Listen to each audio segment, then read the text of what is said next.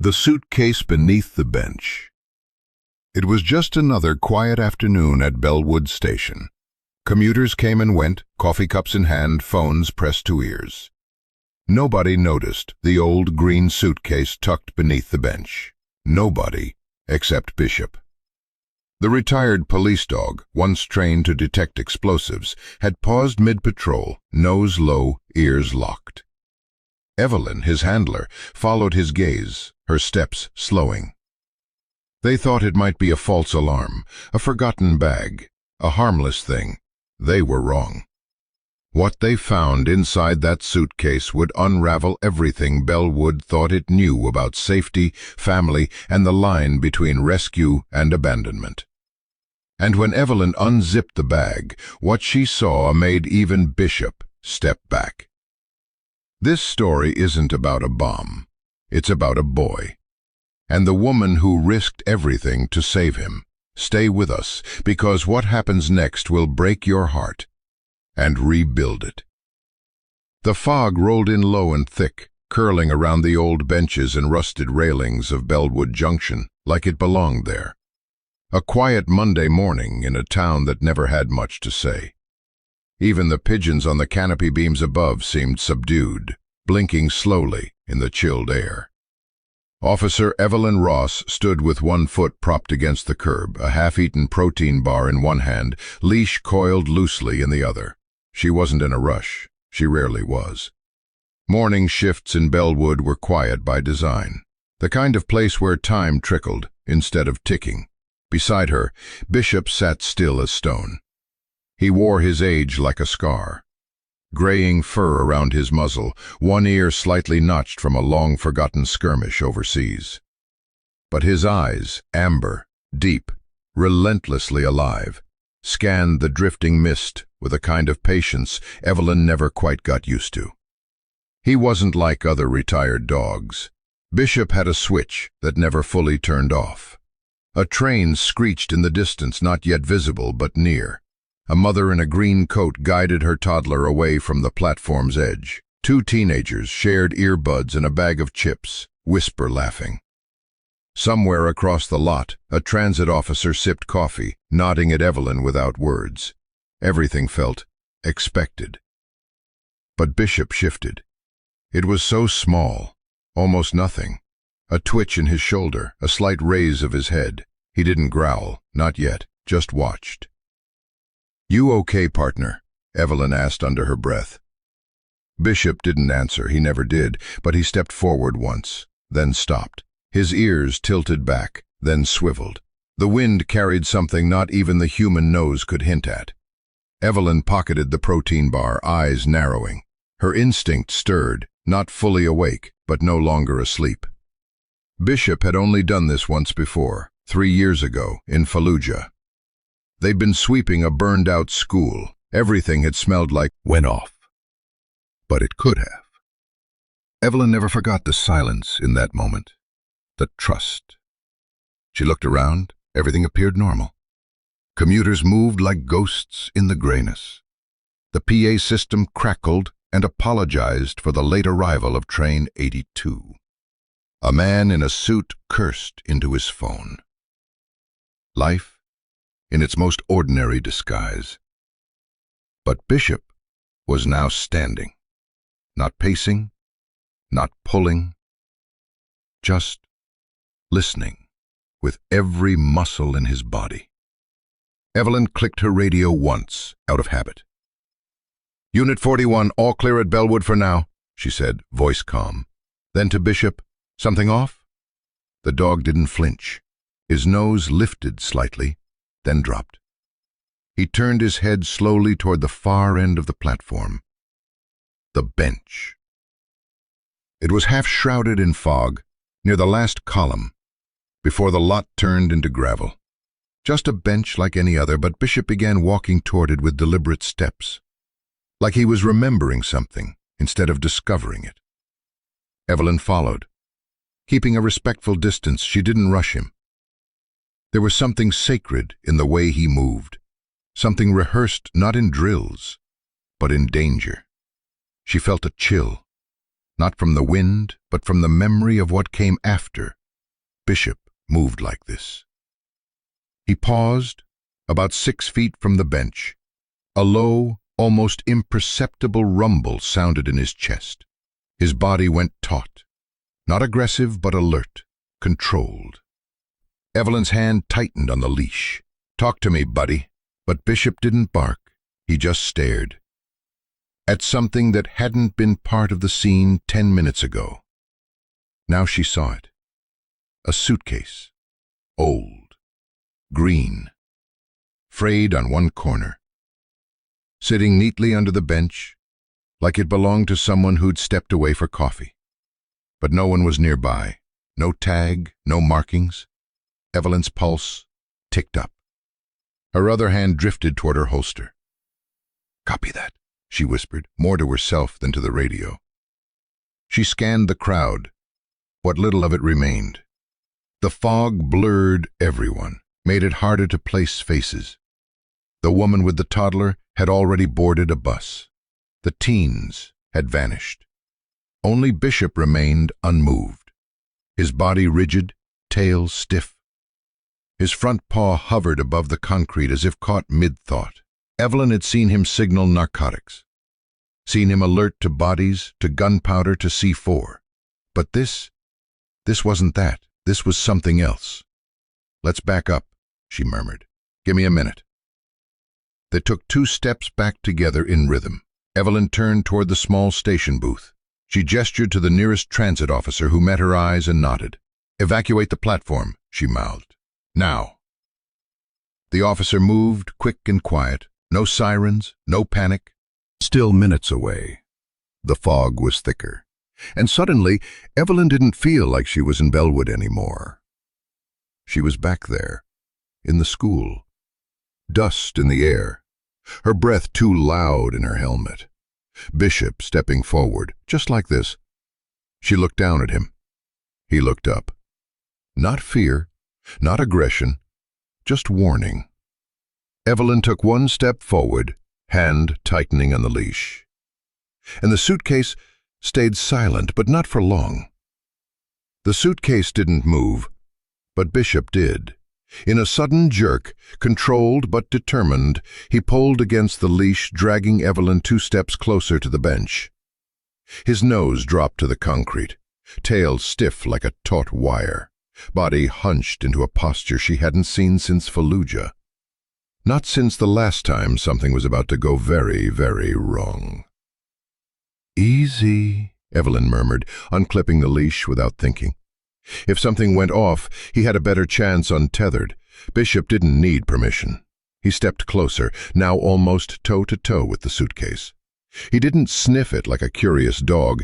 He examined it like a soldier, circling just once, slow and deliberate, then planting himself directly in front of it.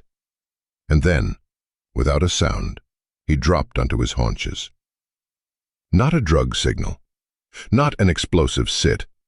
It was different, a dead silent sentinel stance, his ears rotated forward, nose twitching. Evelyn had only seen him do this once, when they'd pulled a boy out of a rubble pile in Kandahar. A boy who hadn't made a sound, but Bishop knew he was there. Her skin went cold. She keyed the radio mic on her shoulder. "Dispatch, this is Unit 4-1 at Bellwood Junction," she said evenly. "Possible unattended baggage. Canine responding with alert behavior. Requesting backup, bomb squad on standby, Code 12 protocol in effect." "Copy that, 4-1, came the response. "Backup en route, ETA 8 minutes. Evelyn scanned the platform. The fog had thickened into something almost solid. Visibility was no more than 20 feet. She turned to the nearby transit officer, still hanging back by the kiosk. "Evacuate now," she called. "Clear the platform, quietly but fast." The man nodded and moved. No panic, no sirens. But within seconds, station staff were making announcements, urging commuters to please proceed to exits due to a maintenance concern. Evelyn kept her hand on her sidearm, not drawing it, but ready. Her eyes never left the suitcase. It was old, army green, frayed at the corners. One of the wheels was busted, exposing a crooked metal rod. The zipper looked rusted. It was the kind of thing you'd find at a flea market, filled with sweaters from another life. But it had no tag, no name, no identifying mark, just sitting there. Evelyn crouched slightly, knees bent, weight balanced herself. In her chest, the beat of her heart changed. Not panic. Something colder, older. That feeling before everything fractures. She looked around. No civilians on the platform now. Just the wind curling in the mist and the hum of fluorescent lights overhead. "Dispatch, confirm bomb squad ETA," she said. 5 minutes, 4-1. Not fast enough. Suddenly, Bishop growled. Not loud, not hostile. Just firm. Deep. Low in the chest, like it was built from memory. Then he did something else. He pawed the suitcase, just once. Not frantically, not clawing. But it was not the narcotics scratch, not the explosive tap. It was urgent, and then he whimpered. The sound cut through Evelyn like glass. It was so rare from him, so fragile. She'd heard him yelp once when injured by shrapnel, but this wasn't pain. This was sorrow, pleading. "Jesus," she breathed. "Is someone in there?" Still she hesitated. Every protocol screamed at her to wait, to back off, to let EOD come in. But Bishop wasn't backing down. He whimpered again. His tail did not wag. His gaze never shifted. Her gut twisted into something she couldn't ignore. She stepped forward. Kneeling beside Bishop, she looked at him, really looked. His entire body trembled, but not with fear, with restraint, like he was holding himself together for someone else's sake. Evelyn reached into her vest pocket, pulled out her gloves and slid them on. Her fingers hovered just above the zipper. She didn't unzip it. Not yet. She leaned in close, just inches from the suitcase. Then, a sound. So faint she almost missed it, a whimper, but not Bishop's. Something muffled, inside.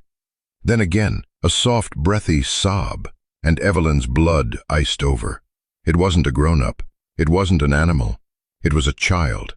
She stood up fast, clicking her radio again. "This is Ross. Repeat, I've got sound inside the case. Breathing and human vocalization. Sounds juvenile.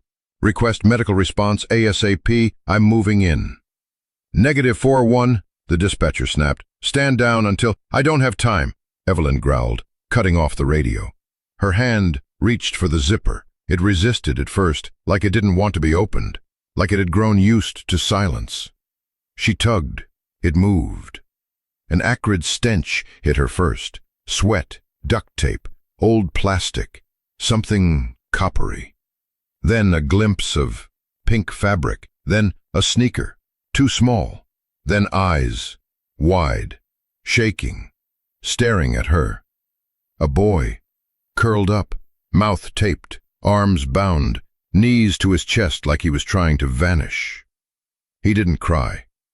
He just looked at her like he wasn't sure she was real. Zipper gave a rasp, slow, metallic, reluctant, like it hadn't been touched in days. Evelyn's hands didn't shake, but only because she wouldn't let them.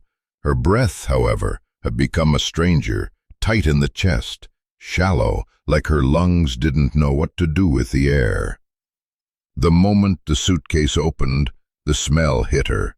Sweat, duct tape, fear. And under all that, something else. A child's scent, the kind only a parent or a dog would notice. Old cotton, plastic from a toy that wasn't there anymore. The faint sweetness of something that didn't belong in a place like this. She froze. Inside the suitcase was a shape, small, curled tight, impossibly still, a pair of thin arms bound at the wrists, knees pulled to chest, a strip of dull silver duct tape over the mouth, and eyes, wide, brown, bloodshot, unblinking. The boy didn't cry, he didn't scream, he didn't move. He just watched her, like he wasn't sure yet if she was another kind of threat. Evelyn's voice caught somewhere between her throat and her ribs. Jesus! She dropped to her knees, gently reaching forward. Hey, sweetheart, it's okay, you're safe now. The boy flinched at the sound. She pulled out a pocket knife, careful not to move too quickly, and slid it under the duct tape on his wrists. One slow tug, the adhesive peeled away from bruised skin. He didn't resist, didn't pull back, didn't speak. He just sat there, as if silence was safer. Bishop moved in beside her, low to the ground, posture soft. His nose twitched once, twice. Then he leaned forward and pressed his muzzle gently against the boy's small exposed hand. One lick, then another. That's when something shifted. The boy blinked just once, then slowly, so slowly, his fingers moved. Not to push Bishop away, not to grab onto Evelyn, but to reach. He touched the dog's ear, and Evelyn knew that was trust. Not loud, not whole, but real. Her radio buzzed. She keyed it with one hand. "Dispatch, this is Ross. I have a child approximately 4 years old, male, responsive, but non-verbal, bound and enclosed inside an unmarked suitcase. Alive, repeat, alive. Request immediate trauma support and pediatric EMTs." "Copy, 4-1, came the voice. "Ambulance en route, ETA 4 minutes. Evelyn looked back at the boy. His skin was pale, lips tinged blue, but he was breathing. His chest rose and fell, shallow but there. She reached forward again, this time to peel the duct tape from his mouth. It came off with a quiet tear. Noise, a small broken exhale against her shoulder. Not a sob, just relief. Maybe. Behind her, Bishop stood like a statue. His head was slightly lowered, but his eyes never left the boy. Evelyn sat on the platform, holding the child close as the fog swirled around them. The train hadn't come. The platform was empty. The silence had weight now. She could feel the boy's heartbeat against her chest, racing, but there, still fighting. "What's your name?" she asked softly. No answer. "Can you nod? Blink for me?" The boy didn't move, but his eyes flickered toward Bishop again. The ambulance siren cut through the quiet like a knife. It was getting closer. Evelyn rocked slightly, not because it helped him, but because it helped her. "You're okay now," she whispered. "We found you, or maybe he did." She looked down at Bishop. He was sitting again now, just inches away, as if placing himself between the boy and the rest of the world. And maybe he was. The paramedics burst through the fog seconds later, red bags in hand, voices calm but quick. They didn't ask questions, not yet. One of them, a woman with short, graying hair, knelt beside Evelyn. Vitals? Cold but conscious, non-verbal, no visible blood. Tape on mouth and wrists, breathing steady but shallow. "We'll take it from here. I'm going with him." "Ma'am, I'm not leaving him," Evelyn said, rising to her feet. She turned to Bishop. "You too." The paramedic hesitated, then nodded once. "Okay, you ride in." They loaded the boy onto a stretcher. He didn't protest, but as they wheeled him away, his eyes never left Bishop. Evelyn climbed in beside the gurney. She gripped the rail with one hand, the other gently resting on the boy's ankle. Bishop sat at her feet, still, quiet, guarding. As the ambulance doors shut and the siren rose again, Evelyn whispered, almost to herself, "You're going to be okay, kid." The boy didn't answer, but for the first time, his eyes closed, not from fear, but from exhaustion. He was safe. For now. The hospital lights were too bright. After the fog, after the stillness of the train station, and the soft groan of the zipper, the white fluorescent hum felt like an assault. The ambulance doors slammed open, voices collided, wheels squeaked, gloves snapped, but Evelyn never let go. She held the boy's small hand all the way from the station to the ER bay, never tighter than necessary, never loose enough for him to drift away. His fingers were limp in her palm, no squeeze, no flinch, just cold skin and faint breath. The paramedics rattled off vitals in clipped bursts. "For dehydration," a nurse said. "Get a warm line started," someone else ordered. "Where's Peds?" "She's in trauma 2. This one goes to trauma 3. Let's go." As the stretcher rolled through the double doors, Evelyn stepped forward. A hand stopped her. "You can't go in there, ma'am," a nurse said. "I can," Evelyn said, her voice low, steady. "I'm the officer who found him. I understand, but he hasn't let go of me since we unzipped that suitcase." They both looked down. The boy, still wrapped in a thin foil blanket, had his hand curled around 2 of Evelyn's fingers. His eyes were open, barely, but he was awake, watching. The nurse nodded once, moved aside. Evelyn stepped into trauma room 3 as Bishop trotted silently behind her. He didn't bark, didn't whine, just positioned himself between the boy's feet and the wall, as if he'd been assigned there. No one questioned it. There was something in Bishop's posture that made people back off, not fear, not authority. Reverence. Like he wasn't just a dog, but something older, something that had been through war and loss and the unbearable weight of silence. Evelyn stood at the corner of the room, hands at her sides, trying to stay out of the way.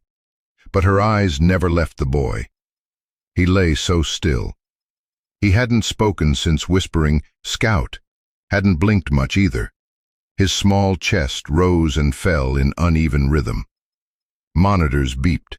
A warm IV line snaked into his arm. A nurse clipped a tiny sensor to his toe. "Core temps climbing," the trauma doctor muttered. "That's something." Another nurse dabbed at the boy's wrists with antiseptic. The skin was raw, where the tape had torn away. Purple imprints still coiled around his arms like bruised bracelets. He didn't wince, didn't cry. "He's been conditioned not to react," someone said quietly. Evelyn looked up. The voice belonged to a young social worker, clipboard in hand, eyes soft behind large glasses. "Sometimes," she continued, "kids learn to go still, to disappear in plain sight." Evelyn's jaw clenched. He didn't disappear. He was buried. The woman looked at her gently. But someone still found him. Evelyn didn't respond. She looked back to the boy. His lips were cracked, his cheeks hollow, but his eyes, those dark, hollow eyes, were watching Bishop now, following every slight twitch of the dog's ears, every small shift of his weight. Bishop stayed still, but his tail tapped once against the floor, just once. The boy blinked. "Micah," Evelyn whispered. "That's what I'm calling you until we know your name. Micah, you're in a hospital now. These people are here to help." The boy didn't move, but he didn't look away either. The trauma doctor checked the monitors again. Vitals stabilizing. "Ready." The social worker stepped aside as they wheeled the stretcher toward the elevator. Evelyn followed without asking. Bishop did too. "You can't bring the dog upstairs," an orderly started. Evelyn turned. "He saved that boy's life. He's not staying downstairs." The elevator doors closed before anyone could argue. The ride was silent, except for the soft hiss of oxygen, the faint click of IV wheels, and Bishop's slow, even breathing. When they reached the 4th floor, a pediatric nurse greeted them with a hushed smile and a clipboard. "Bed's ready. We'll monitor vitals, start fluids, keep him warm." The nurse looked down at Bishop. "He can stay," she said softly. "I think he's already part of the care team." The room was small, quiet. A window looked out over the parking lot and the misty trees beyond.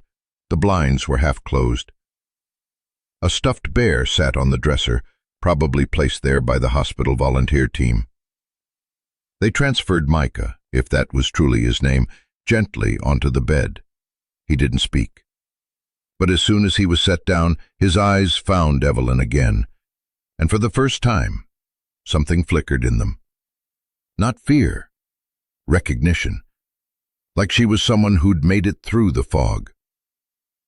She pulled the blanket tighter around him. "I'm not going anywhere," she said. "Neither is Bishop."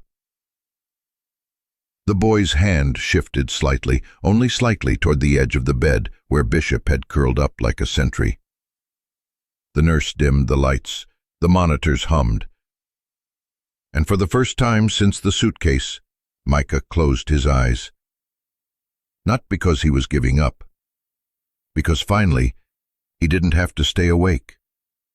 The boy was sleeping, but it didn't feel like sleep.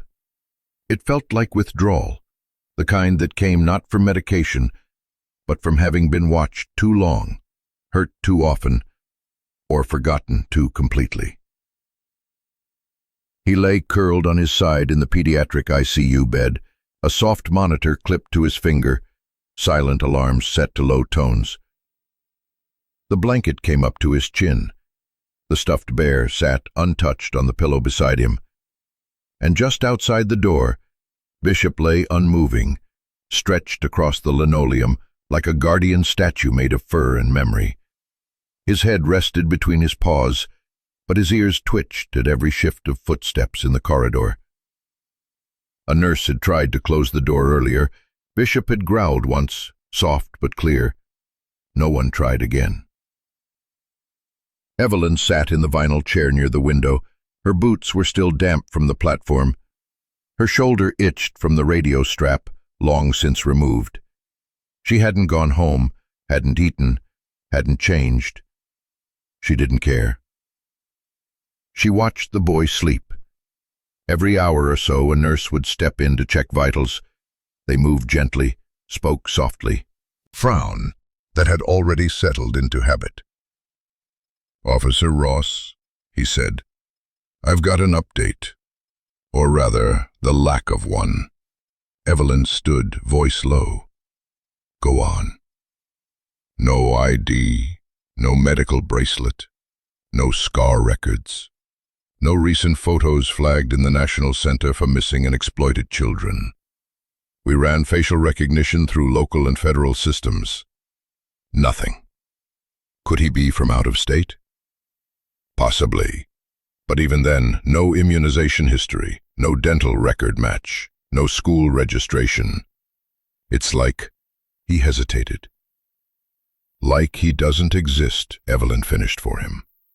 The doctor nodded grimly. "Exactly." She folded her arms. "You're telling me a 4-year-old boy was kidnapped, bound, hidden in a suitcase, and no one noticed he was missing? No one's reported him.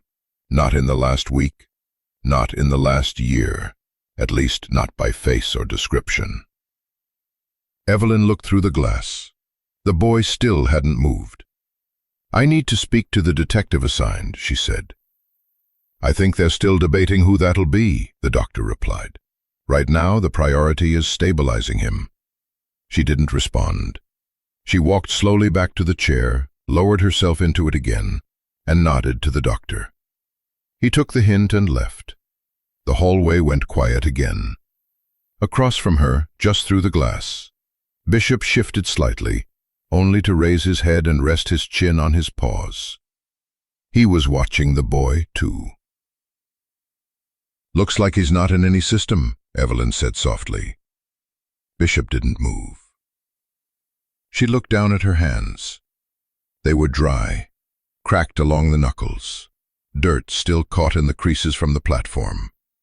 She hadn't washed them properly since pulling that zipper. There was still something about that moment, the resistance of the fabric, the way the zipper had caught midway. The first glimpse of the pink sneaker, like opening a coffin, or a cry, buried. She leaned her head against the wall. How long had the boy been inside? How many hours had passed with him folded into that dark, narrow shape? How many days since he'd been held? How many people had walked past that suitcase without looking? She closed her eyes, but sleep didn't come. Only images, not of the boy, but of herself years ago. A different uniform, a different country, a burned-out school, a child's sandal half buried in dust, the smell of cordite and bishop. Younger then, sharper, standing guard over a broken threshold with the same silent devotion he showed now. She rubbed her temple. Still watching him? A voice asked. It was Maria, the night nurse. She'd brought a paper cup of tea with too much lemon. Evelyn nodded. Maria handed it over without asking. Arms. He looked at the dog earlier, when I came in, just a second, like it was the only thing in the room that made sense. He hasn't looked at anyone else like that, Evelyn said. Well, Maria smiled faintly. Dogs don't lie. Evelyn gave the barest smile in return. The nurse patted her shoulder and stepped out again. Evelyn set the tea on the windowsill. The steam curled toward the glass. Just before 2 a.m., a junior officer from Records called her cell. She stepped into the hallway to take it. Ross, the voice said, we triple-checked birth registries, social security lookups, foster care, even immigration hold logs. The kid's not anywhere. Not as far back as we can search. So someone erased him, Evelyn muttered. Or never put him in the system to begin with. That stuck. She ended the call, walked back toward the room. Bishop stood as she approached, not alarmed, just present. A quiet rise to all fours, a soft exhale. Evelyn reached down, let her hand fall onto his shoulder. He leaned into it. Through the window the boy still hadn't moved, but when she stepped back inside and sat again, something changed. His fingers twitched once beneath the blanket, and when she whispered, "We're not leaving, Micah," the boy didn't flinch, he just kept breathing. And outside the room, Bishop lay back down, still, but listening, always.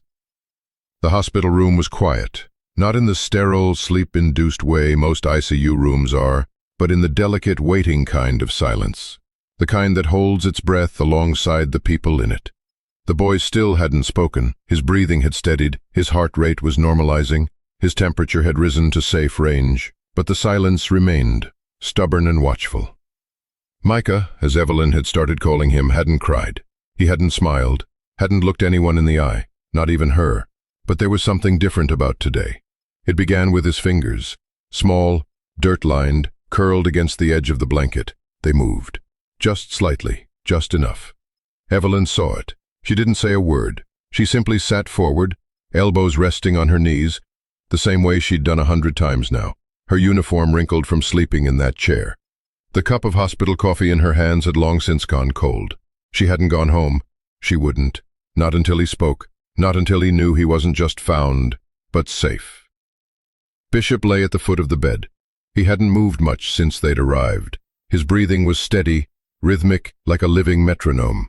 His head rested on crossed paws, his body a warm, grounded presence that made the beeping monitors seem almost natural.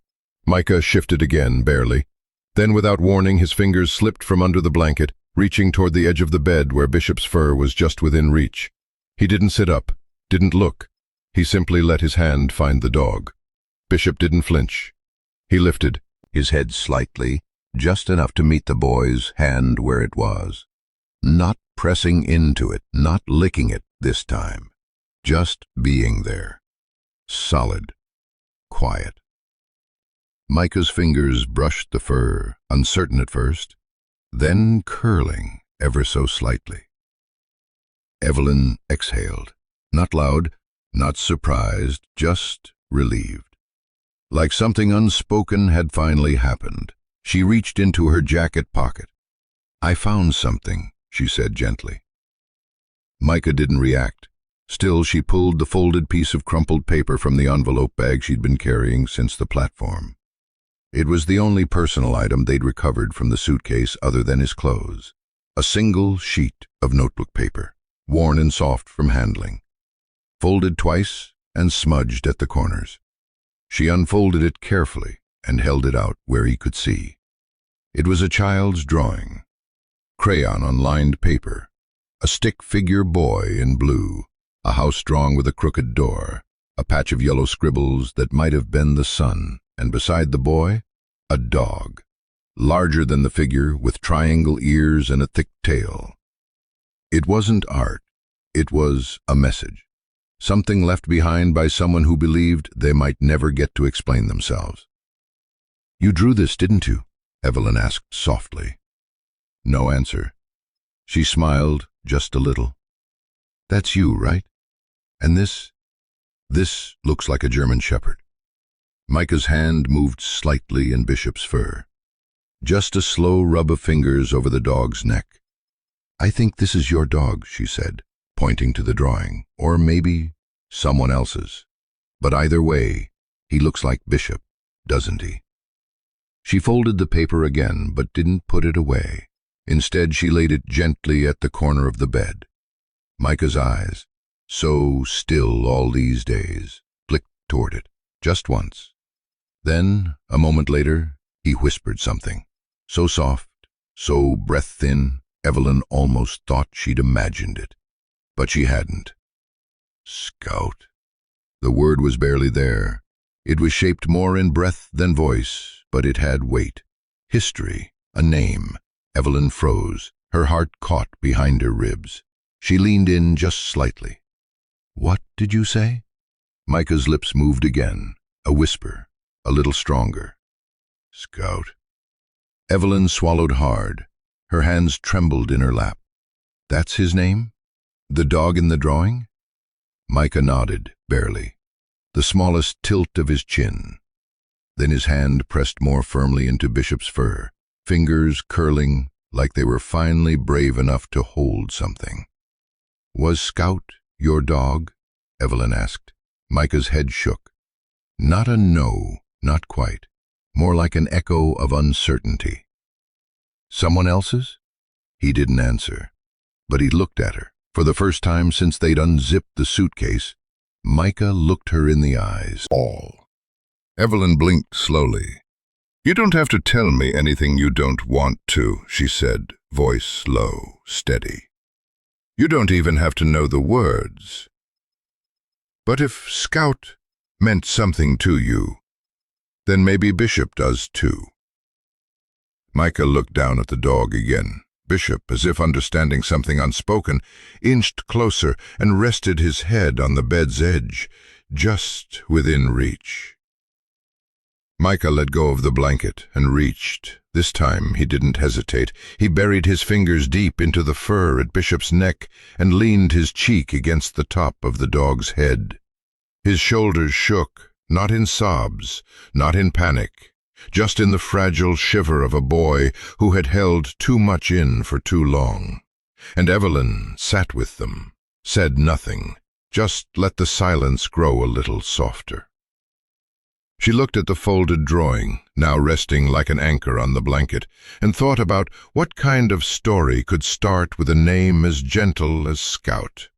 The footage was grainy, tinted in blue-green shadows, like it had been shot under water.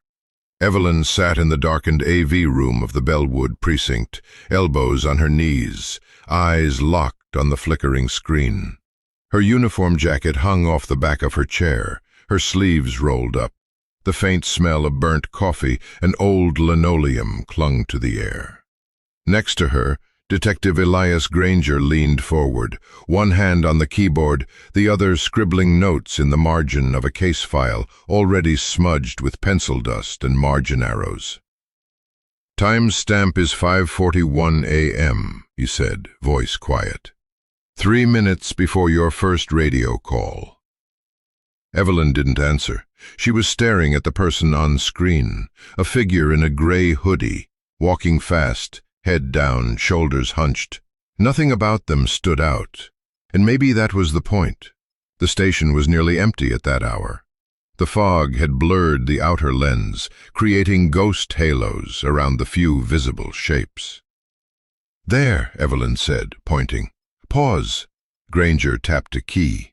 The figure had reached the far end of the platform. They glanced once over their shoulder, not long enough for a face, but enough to suggest they weren't in a panic. No fidgeting, no drop of posture, just precise movement, like they'd rehearsed it. "Zoom in," Evelyn said. Granger tightened the crop, and there it was, the suitcase. The same faded green, same scuffed wheel. The figure bent down, placed it under the bench with a care that sent something cold through Evelyn's chest. This wasn't someone tossing a problem away. It was someone delivering something. "They knew exactly where the camera was," Granger muttered. "Yeah," Evelyn said. "They never look up."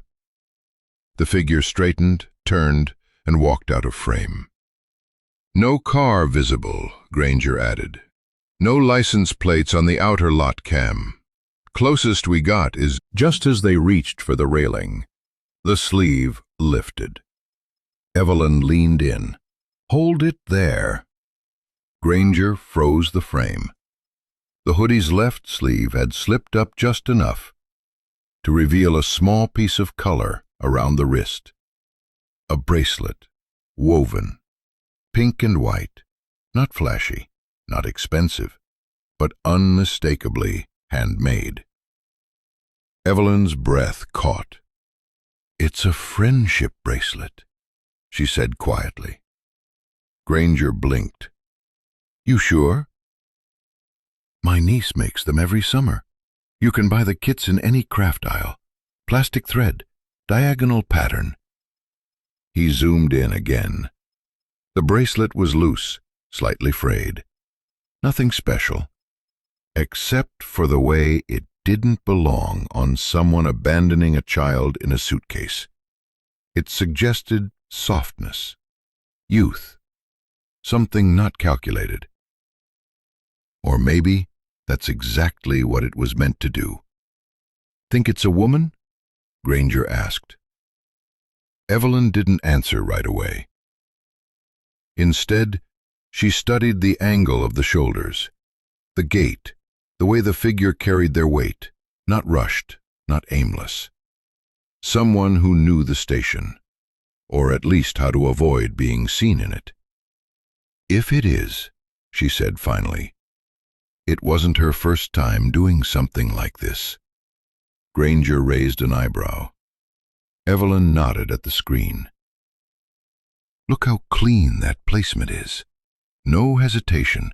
She puts the suitcase down like it's been practiced, not tossed, not dumped." "You're thinking this isn't spontaneous?" "I'm thinking it's calculated." She leaned back in her chair. Her eyes were tired but sharper now, focused. "And I think the bracelet was either a mistake or a message." Granger looked at her. "She wanted someone to know it was her?" he asked. "Or she forgot to care," Evelyn said. The silence in the room stretched. Then Granger exhaled. "I'll pull stills. We'll send the image of the bracelet out to the local schools, shelters, trauma units. Might get lucky." Evelyn nodded, but her mind was already somewhere else. The bracelet. It wouldn't let her go. Back in the hospital room, the boy, Micah, if that was truly his name, had touched Bishop's ear and whispered a name of his own. Scout. A name full of memory and comfort, even if the world around it was broken. She reached into her pocket. The drawing was still there, folded neatly. She opened it again, tracing the crude crayon lines. The house, the field, the dog, a sun too big for the sky, and on the boy's wrist, a pink band, drawn in the same shade as the bracelet on the screen. Her breath hitched. She hadn't noticed it before. Granger didn't argue. He just sat back in his chair and whispered, "Jesus." Evelyn folded the drawing again. "Run the footage through enhancement," she said. "Track every frame. Look for that bracelet anywhere else in the building in the last 72 hours. You think she scouted it first? I think she walked those hallways like a map, Evelyn said. And I think this was never about abandoning him. She stood slowly, jacket slung over one arm. This was about making sure he was found. And as she walked out of the room, the screen kept playing, fog still rolling, Suitcase still waiting, and somewhere inside the image, the tiniest thread of pink and white flickered like a thread someone had left, not to be missed, but to be followed. The suitcase was still at the station.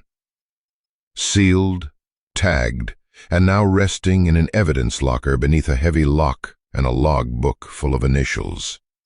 But before it had been moved, before it had become just another object in a chain of custody, Evelyn brought Bishop back to it. He didn't bark, he didn't pull. He simply sat, eyes locked on the corner of the platform where the suitcase had once rested, as if the air still remembered what it had held. Evelyn unlatched the case gently and opened it halfway, not to revisit the trauma, but to invite the scent. The fabric inside was still damp, still sour with plastic and old sweat. But underneath that, something else lingered, something human. "Find it," Evelyn whispered. Bishop stepped forward, slow, reverent. He lowered his snout and inhaled, then paused. Then again. And then he moved. Not with force, with certainty. He padded past the bench, through the edge of the station's lot, past the yellow curb where the fog had lifted days earlier, and toward the far side of the parking structure, where the ground turned from concrete to gravel and then to loose pine needles. Evelyn followed, her boots crunching in rhythm. Granger caught up from behind, breath visible in the cold morning air. "You sure about this?" "I'm not," Evelyn said, "but he is." They crossed through the service access lane, behind a row of maintenance sheds. The smell of rust and damp leaves hung low. Bishop's pace picked up slightly as he reached the tree line. No barking, no drama, just movement, steady and sure, like he was tracking a memory instead of a scent. "Where's this lead?" Granger asked, scanning the trail ahead. "The nature reserve backs up about a quarter-mile behind the transit property," Evelyn said. "No direct trails, just fire access and game paths. You ever walked it?" "Once," she said. "After a missing persons call back in March. We didn't find anything." Granger glanced around. "Feels like someone who knew that." Evelyn nodded. "Feels like someone who used it." They followed Bishop deeper into the trees. The early sun filtered through frost, clung to the shaded moss along the edges of old stumps. Bishop stopped suddenly at a fork in the path. Two trails, both narrow, both overgrown. He sniffed the ground, turned once, and chose the left, without hesitation. "You see that?" Evelyn murmured. Granger squinted. "What?" She pointed to a branch above the path, snapped recently. Fresh bend in the bark, not animal. Someone had passed through here, quietly. "This is intentional," she said. "This trail wasn't random." Bishop slowed again, nose to the soil. Granger glanced sideways at her. "You said something earlier about the bracelet. Yeah? You're not going to like what it reminded me of. Try me." He reached into his coat pocket and pulled out a folded printout, a database search. He flipped it toward her, tapping one line. "DIY off-gridders," he said. "Survivalist networks. Most are fringe groups, harmless. Some go full bunker." Evelyn scanned the page. Diagrams of small handmade shelters, lists of gear, foraging guides, hand-woven accessories and barter trinkets. "Handmade bracelets," she said, reading aloud. "Used as trade markers or identity symbols." He nodded. "Pink and white patterns, usually associated with what they call soft zones. Women-only safe shelters. Temporary. Mobile. And you think that's what we're dealing with?" "I don't know yet, but someone who knows how to live without paper, without data, without being found. That's not nothing." Evelyn folded the paper again, tucked it into her back pocket. Even off-grid people don't put kids in suitcases, she said. Granger looked ahead, voice quieter. Maybe she didn't want to. Maybe it was the only place she knew we'd notice. That settled between them like fog. Bishop had stopped again, this time near a cluster of pine trunks that leaned together like crooked spires. He sniffed one, then circled, sat. Evelyn crouched beside him, ran her hand along the bark. Something was scratched into it, faint but there, a crescent shape, like a half moon. Below it, 2 short lines, almost like legs. A marker, she whispered. Granger knelt. Or a signature. She looked down. Bishop's gaze was fixed ahead, on a slight hill where the trees began to thin. Beyond that, the faint outline of an old structure, not visible from the road, not logged on any map. Half-collapsed roof, siding so faded it looked like fog. Granger stood slowly. "You seeing what I'm seeing? I see a place someone could hide," she said. "No smoke, no light, could be empty. Could be watched." She looked at Bishop. He didn't move, but his breathing slowed, waiting. Not afraid, just waiting. Evelyn turned to Granger. "Let's pull back, call for backup. No rush. Whoever left that suitcase wanted the boy to live." Granger exhaled. "You think she's still out here?" Evelyn endless, and nodded once. "If she is," she said, "she's not hiding from him." She looked down at the ground where Bishop had stopped. "She's hiding from everyone else." The call came just after dawn. A pair of hikers, local teachers on their spring break, had been wandering a deer trail near Blackwater Ridge, about 6 miles from where Bishop had picked up the scent the day before. They'd seen smoke earlier in the week, assumed it was a leftover burn pile, but now that the wind had cleared the brush, they'd found what remained of a structure. They didn't go inside, just called it in quietly. Something about the way the place looked had unsettled them. Evelyn and Granger arrived just before the sun crested over the ridge. The woods here were quieter, older. The trees leaned in on one another like people sharing secrets they didn't want the world to hear. Bishop moved ahead, his body language shifting as they neared the clearing. Not tense, not alert, but reverent, as if he recognized something in the stillness. The cabin, if you could still call it that, sat collapsed inward, its walls scorched to half their height, its roof sunken like a rib cage after breath. Smoke stains clung to the wood in long vertical lines, like shadows screaming upward. The door was gone, or burned. Evelyn stepped through what was left of the threshold. Granger followed, gloves already on, camera slung around his shoulder. The inside was silent, no birds, no buzzing, no wind. The air smelled like rain-soaked ash and melted glue. Evelyn's boots crunched over the charred floorboards. A portion of the back wall had collapsed, revealing layers of insulation and soot-soaked pages from what might have once been a calendar. But what stopped her was what lay to the left of the hearth, or what remained of it. A mattress, singed at the corners, springs exposed, blackened cloth clinging in strips to the foam. And beside it, scattered like the pieces of a dream, were drawings, dozens of them. Some burned at the edges, others faded, all done in the same childish hand. A house with a crooked blue door, a sun with arms, a stick-figure child and a dog, a field full of oversized flowers, a person with long hair holding the hand of someone smaller.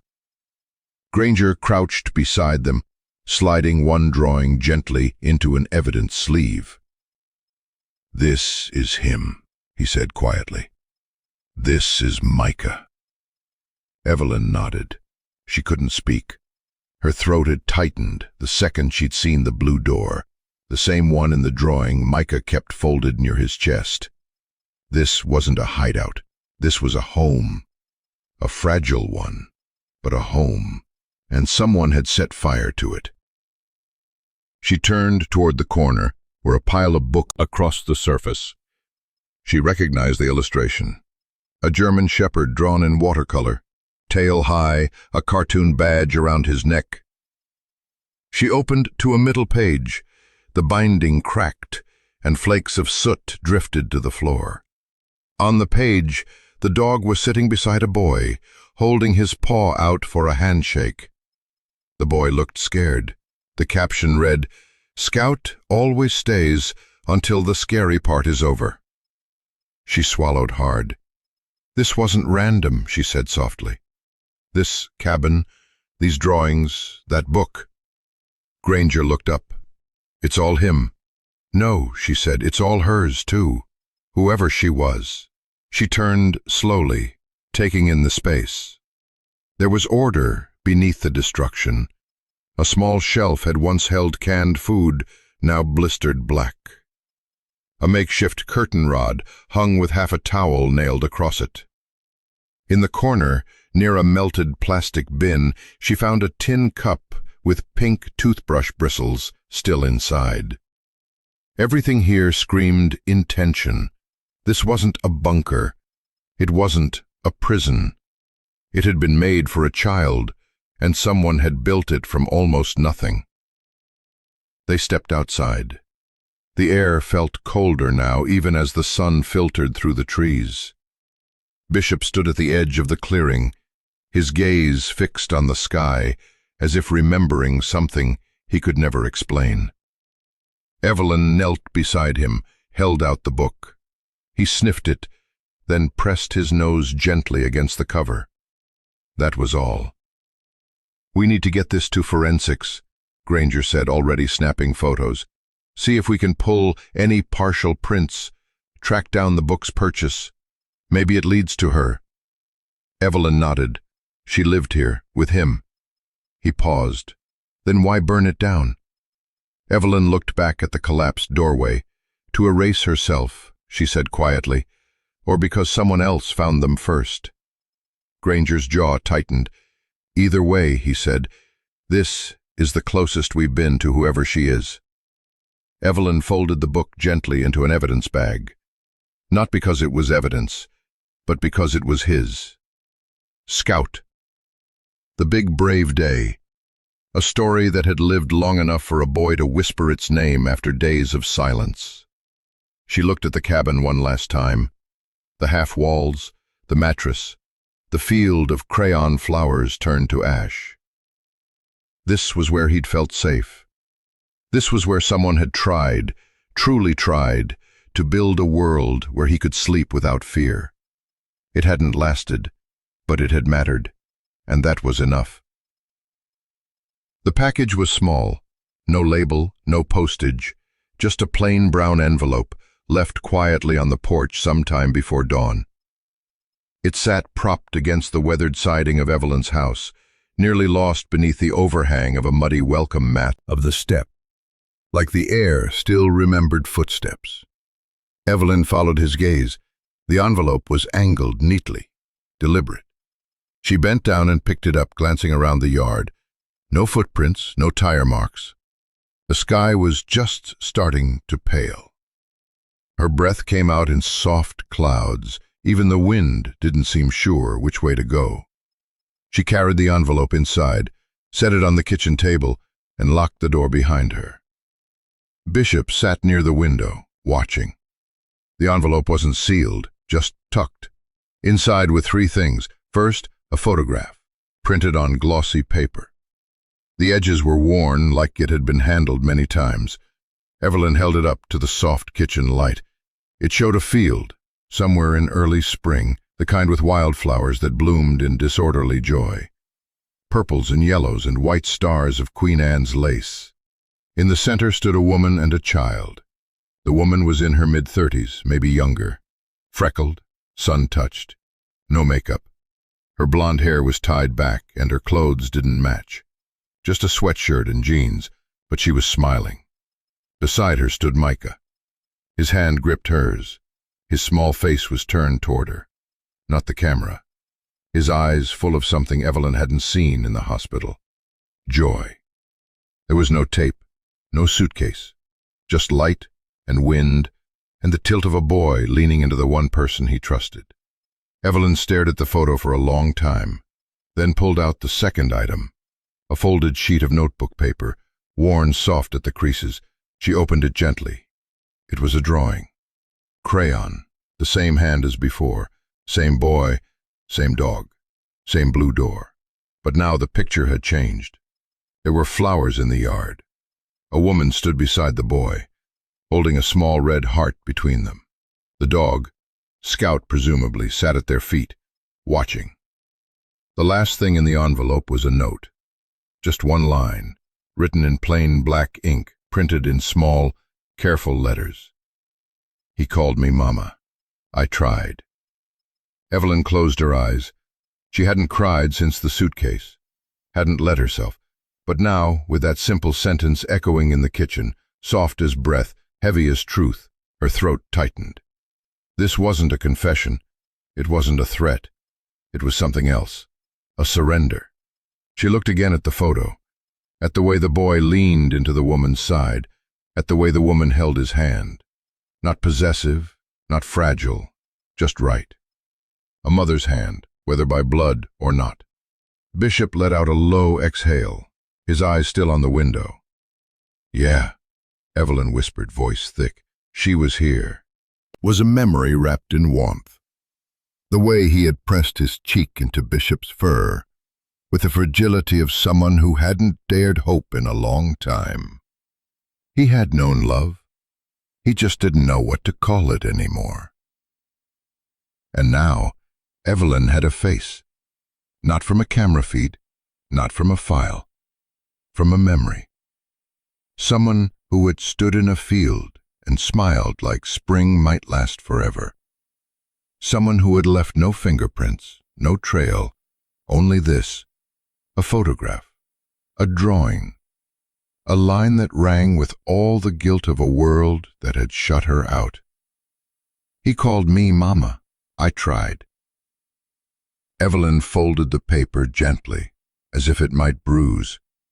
She stared at the handwriting, steady but small, the kind of writing that came from someone who didn't want to be misunderstood, the kind that didn't know if they'd ever be forgiven. She looked at Bishop. He had moved closer now, nose near the table, eyes on the envelope. You remember her? Evelyn asked quietly. Bishop didn't move, but his tail thumped once against the floor. Not loud, just enough.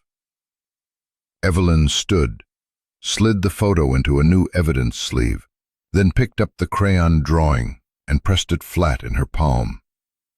This woman, whoever she was, had come here, not to threaten, not to reclaim, but to say goodbye, or to ask for something she couldn't put into words. Don't let him forget me. Evelyn didn't know her name, not yet, but she knew what grief sounded like when it had run out of time. And she knew what trying looked like, even if it ended in ashes. The town of Marlow wasn't on most maps. Tucked between two broken state roads and a lake that had long since dried into silence, it existed like a secret whispered among pine trees. Gas station, post office, clinic. Then nothing but the woods again. Evelyn had driven the 2 hours in a steady hush, the kind of silence that wasn't empty but watchful. Bishop sat in the passenger seat, ears perked, head slightly tilted as if sensing they were headed towards something delicate, something that required stillness more than speed. The clinic was low-slung, paneled in faded cedar, with a peeling sign that read, Marlow Family Health, Walk-ins Welcome. A wind chime clinked above the door, a soft sound, almost childlike. Inside, the waiting room smelled of eucalyptus oil and old magazines. 2 wooden chairs rocked gently on their own. The receptionist, a woman in her 60s with silver braids and glasses on a chain, looked up from a crossword. Evelyn flashed her badge, but softened her voice. I'm looking for a woman who came through here. Sometime last year. Brought in a little boy. Might have... Remember him? A younger man in scrubs stepped into view, drying his hands with a paper towel. His eyebrows lifted. The one with the quiet kid called herself Willow? Evelyn nodded. He motioned her in. In the back office, more a converted supply closet than a formal space, the doctor gestured for her to sit. Bishop lay quietly by the door, head on his paws, but his eyes tracked every movement. She came in one morning, Dr. Ray began. Didn't call ahead, just walked in with the boy. Said he'd had a high fever for 3 days and was vomiting. The kid didn't speak. Micah, Evelyn offered. His name is Micah. The doctor let out a small breath. That fits. She paid in cash? He nodded. Hundreds, crisp. Said they were traveling. Didn't have insurance. Gave the name Willow Green. I asked for ID. She smiled, said she'd forgotten it. But the way she looked at the boy... I didn't press. Did she give a phone number? Just one. He opened a drawer, pulled out a dog-eared intake sheet. Evelyn leaned closer. Burner number, 9 digits, no carrier. She stayed with him? Evelyn asked. Held his hand the entire time. Didn't flinch when I said he'd need IV fluids. She helped us hold him still, but gentle, like she'd done it before. Any signs of trauma? The doctor paused. That's the thing. No bruises, no injuries. Just a quiet kid with a virus, but he looked at her like she was the only safe place in the world. Evelyn nodded slowly. She left no trail, no car plates? We never saw her drive off. By the time we came out to check, they were gone. The receptionist knocked softly and peeked in. She left something else, a sketch. Evelyn turned. The older woman held out a folded page, brittle with time. Crayon. Another drawing, this one rough, rushed, but unmistakable. A house made of crooked lines. A sun, a dog, boxy ears, big tail. And beside it, a woman holding a child's hand. In the corner, in shaky letters, Scout and Mama go home. Evelyn felt her heart shift. She didn't leave it on purpose? She asked. The receptionist smiled faintly. It was under the chair after they left. I thought the boy had dropped it. Evelyn ran her fingers over the page. Crayon wax, creases, the soft fingerprint of memory. She didn't want to disappear, Evelyn murmured. She just thought it was safer if she did. Outside, the wind had picked up. Pine needles scraped across the sidewalk like whispers. Bishop stood slowly, tail swaying once. Thank you, Evelyn said, with the drawing in her lap, the burner number in her phone, and Bishop's steady breathing beside her. She loved him, she whispered, not to herself, not to Bishop, but maybe to whoever was out there listening. She tried. Bishop nudged her hand with his nose. She turned the key in the ignition. The trail was real now. A place, a name, a drawing. A boy who had whispered one word, Scout, and meant the whole world by it. The woman who called herself Willow had vanished once. But Evelyn wasn't letting go again. The highway back from Marlow was a ribbon of dusk-stained asphalt, the pines on either side fading into silhouettes. Evelyn drove with one hand on the wheel, the other keeping the folded drawing from the clinic pressed flat against her thigh. Bishop lay in the back seat, ears pricked toward every change in engine pitch, as though the road itself might decide to speak. By the time they reached Bellwood, the town was settling into evening hush. porch lights flickering on, the bakery's sign dimming, moths dancing in cones of street lamp glow. Evelyn turned onto her gravel drive and killed the engine. Gravel popped beneath the tires, then silence, thick, almost expectant. Bishop didn't leap out right away. He stood on the back seat, nose lifted, shoulders tense. A low breath, not a growl, not even a whine, rumbled in his chest. "What is it?" Evelyn whispered. No answer. Only a deeper inhale from the dog. He stepped out first, paws landing soft on the cool earth. Then angled his body toward the edge of the yard, nose working the air. Evelyn followed, pulse tightening. Wind stirred through the maples, carrying late-season leaves across the steps. Nothing else moved. She climbed the porch, the drawing still in her pocket. Bishop's shadow glued to her calves. Her phone buzzed. Unknown number. She unlocked the screen. A single text, green bubble on black. "I did what I had to. He's safer now. Don't look for me." 3 lines. No name. No punctuation beyond that final period, like a door closing.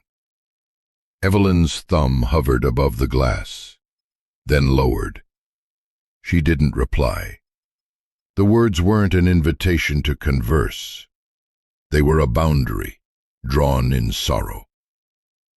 Bishop suddenly stiffened. His head snapped toward the far corner of the porch, the place with the gutter leaked onto the lattice. Low, rhythmic chuffs pushed through his muzzle. Warning, but muffled so as not to wake the street. Evelyn followed his gaze. Something small lay in the shadow beside the someone had just been here. She scanned the yard, nothing but darkness and the whisper of pines, no engine fading in the distance, no crunch of feet retreating down the road. Bishop padded to the steps, nose sweeping the boards. He glanced back at her, ears pitched forward, tail still, waiting. Evelyn opened the front door and ushered him inside. She set the alarm panel, but left the porch light off. Better to see out than be seen in. Then she placed the sock on the kitchen counter beside the photograph and the clinic's drawing. Relics in an unspoken shrine. The phone buzzed again. A second message, same unknown number. "You won't understand. Please keep him away from the cabin. It's not safe anymore." Not safe. Evelyn's pulse hammered. The cabin was already ash and memory. Whoever sent the text must believe the threat remained, or knew someone else was searching those woods. She typed back, fingers slow. "He is safe. Tell me why the cabin burned." 3 dots appeared. Hesitation in digital form, then vanished. No reply. Bishop circled the living room rug once, nostrils flaring. He halted beside the window that faced the road, stared into the night. Another low chuff, then quiet. Evelyn stepped to his side, rested a hand on the ridge of his neck. "You smell her, don't you? Or someone like her?" His muscles eased beneath her palm, but his gaze never left the glass. A soft ping, voicemail. No call had rung, just a message deposited in the box. Evelyn lifted the phone, pressed play. Wind hissed through the speaker, and beneath it, a woman's voice, not trembling, just exhausted. "If he asks about the flowers, tell him they still grow. Tell him Scout is watching. And tell him, I'm sorry, I couldn't wait." A click. Silence. Evelyn closed her eyes. The voice matched the smile in the photo. The posture of a woman who had once stood in a spring field and dared to believe in gentler seasons. She opened them again, scanning the yard through the dark glass. Nothing moved. Whoever had left the sock and the words was gone. But she had left something else behind. A direction. keep him away from the cabin. Not because she feared Evelyn, but because she feared whoever had come after her. Bishop exhaled, a sigh almost human in its resignation. Evelyn knelt, pressed her forehead to his, breathing in the smell of pine and campfire ash still clinging to his fur. "We'll keep him safe," she murmured. "Both of us." She locked every door, checked every window, then sat at the kitchen table with the photograph, the sock, and the folded drawing laid out like pieces of a puzzle she could almost finish. Outside, the wind rose and fell, rattling loose shingles. Somewhere in that darkness, to know why. Bishop settled beneath the table, resting his head on her foot. A silent promise, weighty as any oath spoken aloud, and the night held its breath, listening.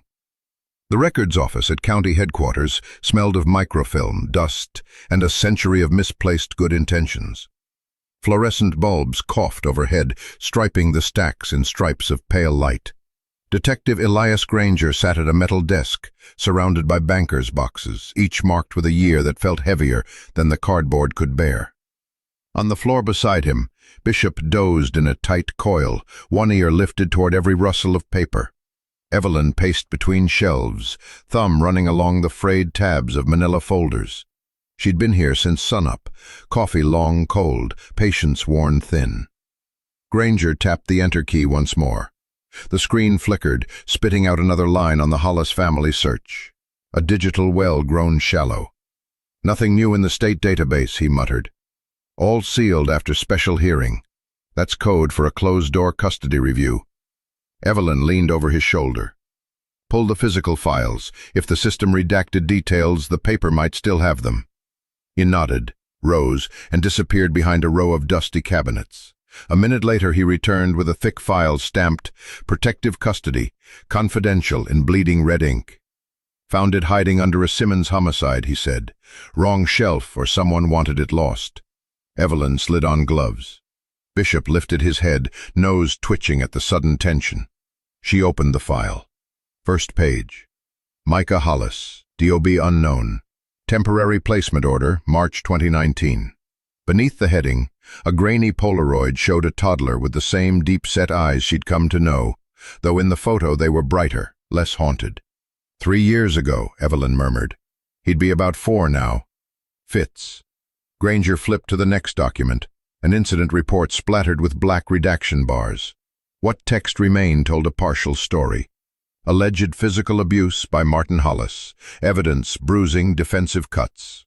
Child removed pending investigation. Granger whistled low. Father got him back despite primary evidence. "Look at this." Evelyn tapped a note scribbled in the margin. "Maternal half-sibling, Serena Vale. Filed objection. Insufficient kinship." Beside it, a box checked in haste. Denied. "She tried," Evelyn said, voice tightening, "but half-aunt doesn't trump biological father when the court wants a stable caregiver." Granger scanned the page that followed. Court never saw Dad's sealed record. 2 prior complaints when Micah was an infant, both dismissed as discipline within parental rights. Evelyn's jaw clenched. Paperwork buried because someone stamped it sealed, and no one bothered to ask why. She kept reading. April 2019. Case closed. Child returned to father. Monitoring period waived due to lack of resources. And then, nothing. No welfare checks, no medical follow-ups. Micah vanished from the system like a stone through ice. Granger sat back, rubbing his eyes. So Micah goes to a man with a history of violence. Serena petitions, fails, and a month later, both father and son drop off the map. "And the file sleeps in a basement," Evelyn finished. "Case closed too soon." She turned another page, handwritten notes from a social worker named Janice Henley. "Ms. Vale states she fears for child safety, willing to take full responsibility. Court cited inadequate housing. Ms. Vale currently lives in extended stay motel, employment listed as odd jobs, no legal counsel present." Below, a final line Henley had underlined twice. "Child returned to father. Ms. Vale left in tears." Evelyn swallowed hard. The fluorescent hum felt louder now, like the building itself objected to its own indifference. Granger pulled out his phone, snapping photos of each page. "I'll get a judge to unseal the record, retroactive. If we prove due process failure, it justifies reopening the entire custody decision." Evelyn nodded, but her eyes stayed on one last document clipped to the back. A faded CPS field note dated 9 months later, unsigned. Attempted welfare check. Residence vacant. Neighbors report father left abruptly after family emergency. Mail piling 4 weeks. No forwarding. "So Serena was already gone with Micah," Granger said. "Living off-grid by then." "Probably the only way to keep him breathing," Evelyn replied quietly. She slid the papers back into the file, palms flattening the creases like smoothing a grave. Bishop nudged her knee. She knelt, scratching behind his ear, grateful for the steady thump of his tail against linoleum. "Let's talk to Henley," she said, rising. "She wrote the notes. Maybe she remembers more." Granger checked his watch. "Retired last year. I can pull her last known address, Northside Farmhouse." Evelyn grabbed the file, tucked it under her arm. "We take Bishop. Henley saw Serena beg for help once. Maybe she kept something the system didn't." They started for the exit, footsteps echoing down the long, half-lit corridor. Stacks of forgotten lives watched them pass. Cardboard tombstones labeled "Closed," "Dismissed," "No further action." Halfway to the door, Granger slowed. "You know, reopening this means admitting the county failed." Evelyn glanced back at the sea of boxes. "It won't be the first failure in this building." "Maybe the loudest," he said. "Good," she answered, pushing into the morning glare. "About time someone heard it." Outside, Bishop hopped into the SUV, settling himself with a sigh that sounded like resolve. Evelyn slid the file onto the dashboard where the sunlight struck the red confidential stamp until it almost glowed. "In dreams." And a woman named Serena standing on the courthouse steps, empty-handed, while a judge's gavel declared love unqualified. Case closed too soon. Not anymore. Evelyn shifted into drive, tires crunching over gravel, the file on the dash trembling with every bump like a heart finally waking. Janice Henley's farmhouse stood at the far edge of Bellwood County, where the paved road surrendered to crushed limestone and cattail ditches. Paint peeled in wide strips from the clapboard, and wind chimes made of rusted spoons clinked in the March breeze. A faded plaque beside the door read "Welcome Home" in letters too hopeful for the sagging porch. Evelyn parked beside an ancient pickup, Bishop hopping down ahead of her, nose sifting the cool air as if the past itself had a scent. Detective Granger followed with the CPS file tucked beneath his arm, red confidential stamp flashing each time the sun cleared the clouds. Janice opened the door before they could knock, as though she'd been watching the drive for years. She was small-boned, her white hair loose around her shoulders, cardigan buttoned crookedly.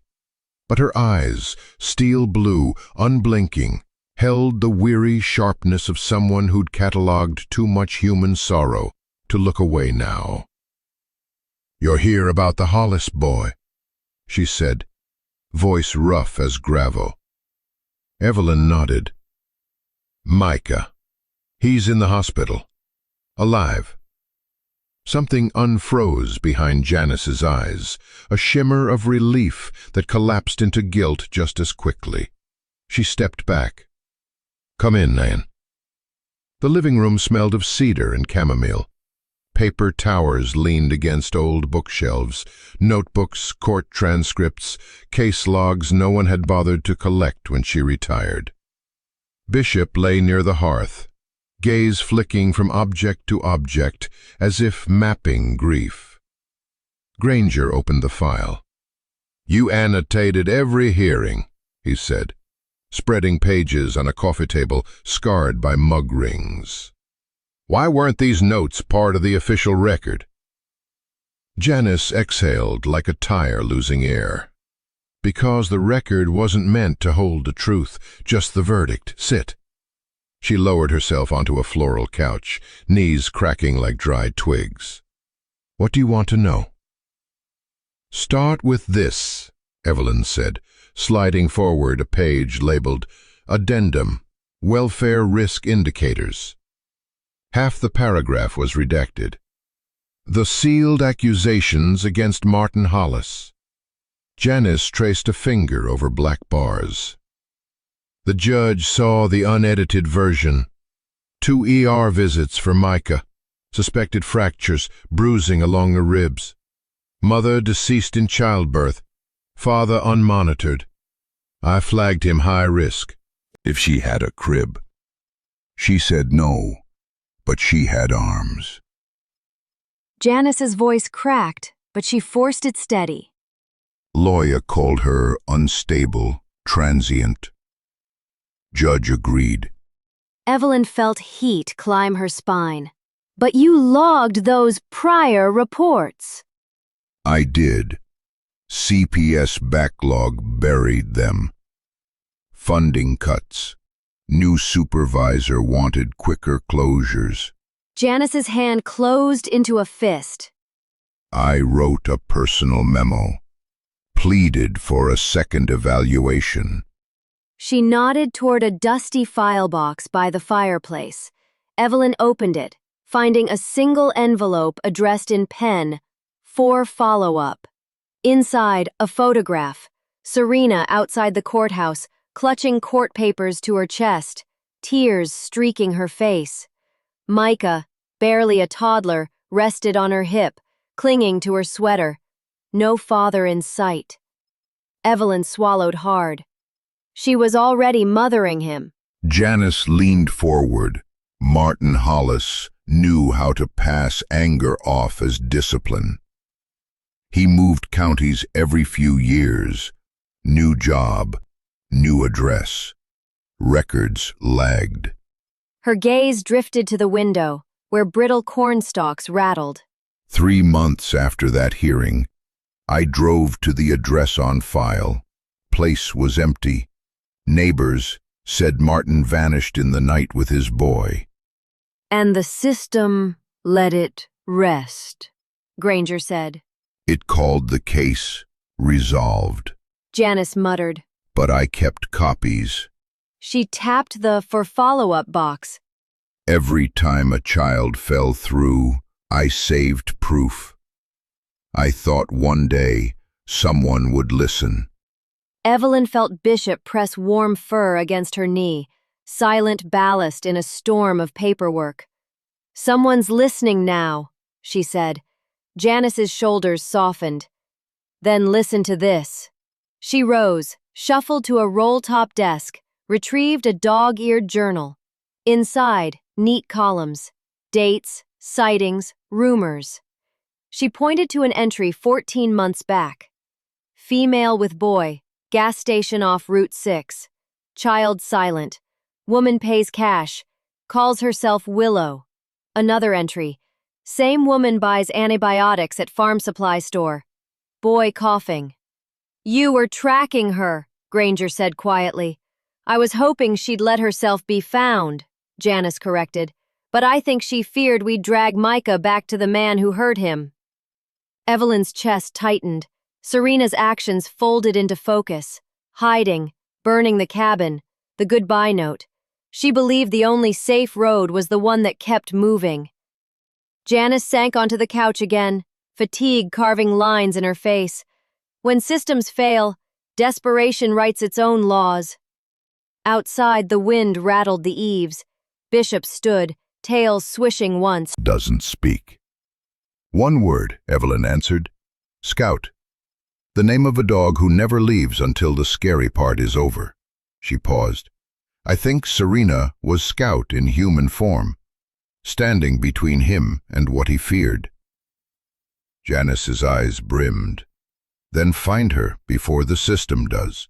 She won't run from you if she knows you see the whole story. Evelyn stood, pocketing the journal copy Janice offered. Thank you for never closing the case in your heart. As they reached the door, Janice touched Evelyn's arm. Tell Micah the lady in gray-hair pajamas says his drawings are safe now, and that the flowers from his picture, they grow right behind the barn, blooming even in frost. Evelyn nodded, throat thick. He'll hear it. Outside, clouds bruised the horizon. Bishop waited at the SUV, tail tapping the cold metal like a subtle drumbeat of hope. Granger opened the passenger door and slid in the file. Between Henley's notes and the motel clerk's statements, the DA will have enough to justify Serena's protective intent. Evelyn glanced back at the farmhouse, a fragile fortress of saved papers. She tried, she whispered, echoing Serena's note. Now it's our turn. As the engine rumbled to life, Bishop settled between the seats, eyes reflecting the road ahead, dark, uncertain, but finally pointing toward justice written between the lines that others had tried to erase. The wind off Blackwater Ridge smelled of smoke and rain the night Serena Vale set fire to the only place Micah had ever dared call home. Nobody saw her strike the single match. Nobody heard the whisper of kerosene catching on dry pine walls. In that moment the woods swallowed every sound except the soft hitch in Serena's breath as flames licked downward instead of up, devouring quilts, crayons, and the thin mattress where Micah had dreamed of Scout. But the decision that broke her wasn't made beside the flames. It formed days earlier, layer by layer, while she understood, with ice-sharp clarity, that someone was hunting them. She first noticed the truck at the feed store, windowless and dented, idling too long while she bought oats for the stray goat Micah liked to feed. The driver never looked up, but instinct hummed in her bones. That night, flashlight beams moved through the trees near the cabin, thin spears of white slicing fog. She lay on the floor, arm wrapped around a trembling boy, and heard a man's voice curse softly when he couldn't find the path. Micah's pulse hammered against her ribs. "It's all right, Firefly," she whispered, using the nickname she'd given him when nightmares kept them both awake. "Scout will keep watch." The lie tasted like salt. Scout was only a storybook dog. The clinic in Marlow confirmed Micah's fever had broken, but Serena's relief was brief. Through the cracked blind, she saw the dented truck roll past the parking lot, paid cash again, thanked the nurse, and walked Micah into the woods behind the building rather than risk the open road. They slept beneath a derelict hunting stand, earth damp, her coat spread under him like a nest. At dawn, she phoned the only number she still trusted, Janice Henley. The call went straight to voicemail. Serena closed the flip phone and snapped the SIM in two. She couldn't lead danger to the only person who'd once believed her. But even as she smashed the phone, Serena knew hiding had reached its limit. Micah deserved daylight, deserved school pictures and library cards, things she could never give while running. She walked the tracks toward Riverstone Transit, Micah's hand in hers, a worn backpack bumping her spine. The station's fog made everyone strangers. That helped. She watched Officer Evelyn Ross finish her patrol, German Shepherd trotting at her side, nose swinging through air in precise arcs. Serena knew canine dogs. Bishop, the handler called him once, had a gift for catching what human eyes missed. Serena made a calculation so painful it hollowed her chest. If she vanished, the county would put Micah back in the system that failed him. But if Bishop found him first, the story might unravel differently, because dogs didn't lie, and some officers still listened to them. That night she burned the cabin, feeding the blaze every picture but one, Micah in the field of wildflowers smiling shyly at her. She tucked it into a brown envelope, along with his newest drawing and a line she'd rewritten 8 times on scrap paper. "He called me Mama." I tried. Then she packed the suitcase. She chose it carefully, old canvas, one wheel broken so it dragged rather than rolled. She sliced discreet vent holes near the seams, layered towels inside, and set a thermos of warm water beside Micah to fight the damp chill. She cut the duct tape into lengths, but left gaps so he could breathe easily, promising him it was only a game of hide-and-seek with helpers. Micah didn't cry. He was used to plans that made no sense to anyone but them. "Scout will find you first," she told him, brushing hair from his brow. Scout and the lady with the quiet eyes. In Serena's mind, Bishop and Evelyn merged with the picture book heroes who never abandoned a mission. When the suitcase clicked shut, her knees buckled. She pressed her forehead to the canvas, whispered the lullaby Micah's mother once sang, broken words, half-remembered, and carried 50 pounds of love and terror down the ridge. 4:57 a.m. Serena waited in a diner booth across from Riverstone, watching Bishop hop from the cruiser, tails slicing fog. She paid for untouched coffee, exited the back door, and skirted the lot's edge where security lights burned out months ago. 5:41 a.m. Surveillance cameras caught her in a gray hoodie, suitcase balanced like contraband hope. She settled it beneath the bench Bishop always checked first. She'd memorized his patrol loop and laid a pink and white friendship bracelet against the handle, a silent signature. Let her see this, Serena prayed. Let her wonder. 3 minutes later, she boarded a bus heading east, one-way ticket paid with crumpled bills. As wheels rumbled over tracks, she pictured Bishop's ears cresting, nose flaring. Evelyn's quiet command to clear the platform. She pictured small hands reaching for canine fur and believing, for the first time in months, that rescue was more than bedtime fiction. Evelyn closed her notebook. She and Granger sat in the precinct briefing room, timelines strung across whiteboards in spiderweb threads. Henley's testimony, the burned cabin, the clinic visit, the suitcase drop. None of it proven, all of it plausible. "It fits," Granger said quietly. "Every move she made points to intention, not abandonment." Evelyn's gaze traced the bracelet pinned under glass, the charred picture book beside it. She turned the suitcase into a beacon. She tapped a photo of Bishop scratching at the canvas. And she bet Micah's life on a dog she'd never even met. Granger exhaled. That kind of faith is born from desperation. Evelyn thought of Serena on the diner stool, watching dawn bleed through fog, heart packed in canvas at her feet. "From love," she corrected. Silence settled like dust motes in afternoon sun. Bishop, sprawled beneath the board, thumped his tail once, as if confirming the unseen thread that bound a woman in hiding to a boy silent in a hospital ward. Evelyn rose. "Issue an APB, but with caution. She's not armed, she's afraid. And tired." She paused at the door. "When we find Serena Vale, we don't treat her like a fugitive.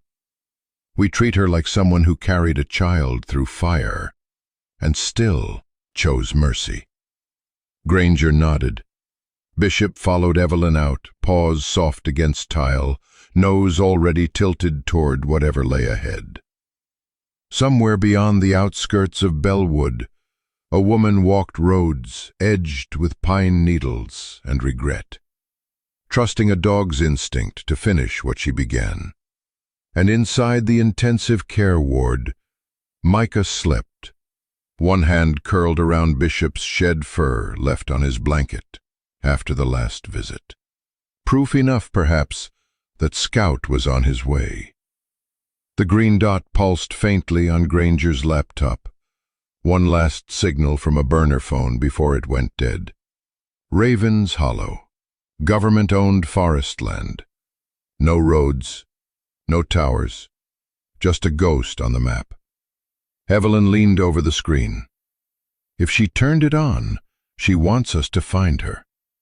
Or she's out of options. They found signs. An old flip phone, the crushed imprint of a boot, a child's shoelace, and finally, a clearing. A tarp stretched between trees, a tiny sleeping bag, a single wilted flower next to a chipped enamel cup. "She was here," Evelyn whispered, "and she wanted us to know." Further into the forest, Bishop barked, short, clear. At the edge of a ridge, nestled in firs, stood a weathered cabin. Handmade. Roof patched with license plates. A painted blue door nailed to the inside wall. A child's idea of home. Steam curled from a rain bucket on the porch. Then, a bark. Recognition. Bishop's tail gave a cautious wag. The cabin door creaked open. Serena stepped into the rain, face pale, eyes rimmed red, hands raised. "You found him, didn't you?" she said, voice cracking. "He's safe," Evelyn called back. "He's warm." Serena blinked fast, trying not to cry. "I heard Bishop's bark," I hoped. They didn't cuff her right away. There was no need. She knelt to stroke Bishop's head. "I told Micah Scout would stay. Guess Bishop will have to stand in." Granger stepped forward. "We're not here to hurt you. We need your story. The court needs it." Serena hesitated. "Courts have rules. I break them just by breathing." "You protected him," Evelyn said gently. "Let us protect you now." The promise hung heavy in the air. Thunder rumbled in the distance. Bishop waited beside her like a living vow. Serena finally stepped off the porch. "If I walk out of these woods, promise me you'll be the one who stands between him and the gavel." "I promise," Evelyn replied, hand on her chest. "On Bishop's life, on mine." Rain soaked them as they walked. The cabin behind faded into the trees, a monument to survival. At the field station, no cuffs yet. Serena sat in the back seat, Bishop at her feet, head resting on her knee. Exhaustion overtook her. Evelyn turned, her voice soft. "Tell me everything." Serena's story came like a storm held too long. Martin, the abuse, the belt, her call to CPS, Janice Henley documenting everything. But the court sided with Martin. She lost Micah. Then she found him alone on his birthday, bruised. She took him and ran. "I built a life from scraps," she whispered, "until the fever came. I risked the clinic. I think someone recognized me. I saw Martin's truck. I burned our cabin and ran deeper." She looked at Bishop. "I watched your patrols. I saw how your dogs searched bags like they were alive. I thought, if Bishop found him, someone would believe me." "You chose the suitcase," Evelyn said, as a signal. "I custody for charges to be dropped." Serena nodded. When Evelyn slipped the restraint around her wrists, she didn't flinch, only whispered, "Thank you for no metal." As she stepped out into the rain, Serena turned. "Will you stay with him?" Evelyn hesitated. She wanted to say yes, but Foster rules, department policy, red tape, loomed like trees in fog. "I'll do everything I can," she said. Serena's eyes fell. "I understand." They helped her into the cruiser. Doors closed, no lights, no sirens, only silence, as if the forest itself held its breath. Bishop sat down in the gravel, watching the car disappear. Evelyn knelt beside him. "I don't know yet," she whispered, "but we're not done." Thunder echoed through Raven's Hollow, but somewhere in that sound, Evelyn imagined a boy's voice saying "Scout," and a woman's plea. "Will you stay with him?" The rain washed the forest clean, but beneath the pines, a promise had taken root. The scent of disinfectant hung thick in the pediatric wing of St. Mary's, but Bishop, ever focused, walked past the smells and noise with quiet determination. His nails clicked softly on the linoleum as he made his way to room 415. Nurses gave him gentle nods. Children in wheelchairs waved. But Bishop didn't break stride until he reached the door where the boy waited. Evelyn trailed behind, fatigue written into her posture. Serena had been processed, the affidavits were in, and for the first time in days, Evelyn wasn't chasing chaos, just walking toward something that felt like hope. Inside, the hospital room was dim, the window cracked slightly to let in birdsong and rain-washed air. Micah, or rather, the boy she'd come to know as Micah, sat against the pillows, a familiar blue blanket tucked under his arms, frayed rockets and moons scattered across it. Bishop moved straight to the bedside and rested his chin near the boy's hand. The child didn't flinch, just buried his fingers into the German shepherd's fur, as if he'd done it 1,000 times. "Hey, champ," Evelyn said softly, pulling a chair closer. The boy didn't answer, but his eyes, no longer hollow, watched her with curiosity. "I brought something," she continued, placing a small tote on her lap. From inside, she pulled out a crayon drawing, a weathered copy of Scout and the Big Brave Day, and a familiar photo Serena had asked them to keep safe. Bishop sniffed the bag and looked to the boy for permission. The boy gave a faint nod. Evelyn gently unfolded the blanket, and there, near the edge, saw it. Small red stitching she hadn't noticed before. M. Hollis. She traced the thread with her thumb. "Micah, does this name mean anything to you?" The boy's eyes dropped the room like truth. Bishop thumped his tail once in approval. Evelyn placed the photograph gently on the bed. "Is this you and your mom?" Miles studied it, then tapped the woman's face. "Mama Willow." "She loves you very much," Evelyn said, voice breaking. Miles didn't speak. He pulled out the book, opened it halfway, and pointed to a page where Scout, the dog, sat beside a frightened child. "Would you like me to read it?" Evelyn asked. He leaned against Bishop in answer. "Scout could hear the storm long before the thunder reached the porch," Evelyn began, voice steady. "He placed his paw in the boy's hand and promised, 'I stay until the scary part is over.'" Miles murmured, "Scout brave." Then, barely audible, "Bishop brave too." A knock. Granger stepped in, cap in hand. "Judge signed off," he said, lowering his voice. "Protective custody granted. Temporary placement assigned to you." Evelyn blinked. "You're serious?" He nodded. "Judge said keep the boy where he feels safest. That's you." Evelyn turned to Miles. "Would you like to stay with me and Bishop for a while?" Miles rubbed the blanket's seam, then nodded, solemn and sure. "Stay." Granger smiled. "I'll handle transport and CPS follow-up." The room quieted after he left. Evelyn looked at Miles, sleeping curled against Bishop. She whispered, "Welcome back, Miles Hollis." That night, Evelyn parked her cruiser in front of her small house. Mist from spring rain wrapped around the street lamps. Miles sat in the back seat, clutching the blue blanket and a new sketchbook the hospital staff had given him. Bishop stayed beside him, tail still, eyes alert. Inside, Evelyn had scrambled all afternoon, making up a room, sweeping dog hair, plugging in a lighthouse-shaped nightlight and placing a cup of colored pencils on the dresser. Miles stood at the doorway of the small bedroom. Light spilled onto striped flannel sheets. On the bed, a single plush dog waited, its stitched badge shining under the lamp. He walked over and placed the toy carefully at Bishop's paws. "For you," he whispered.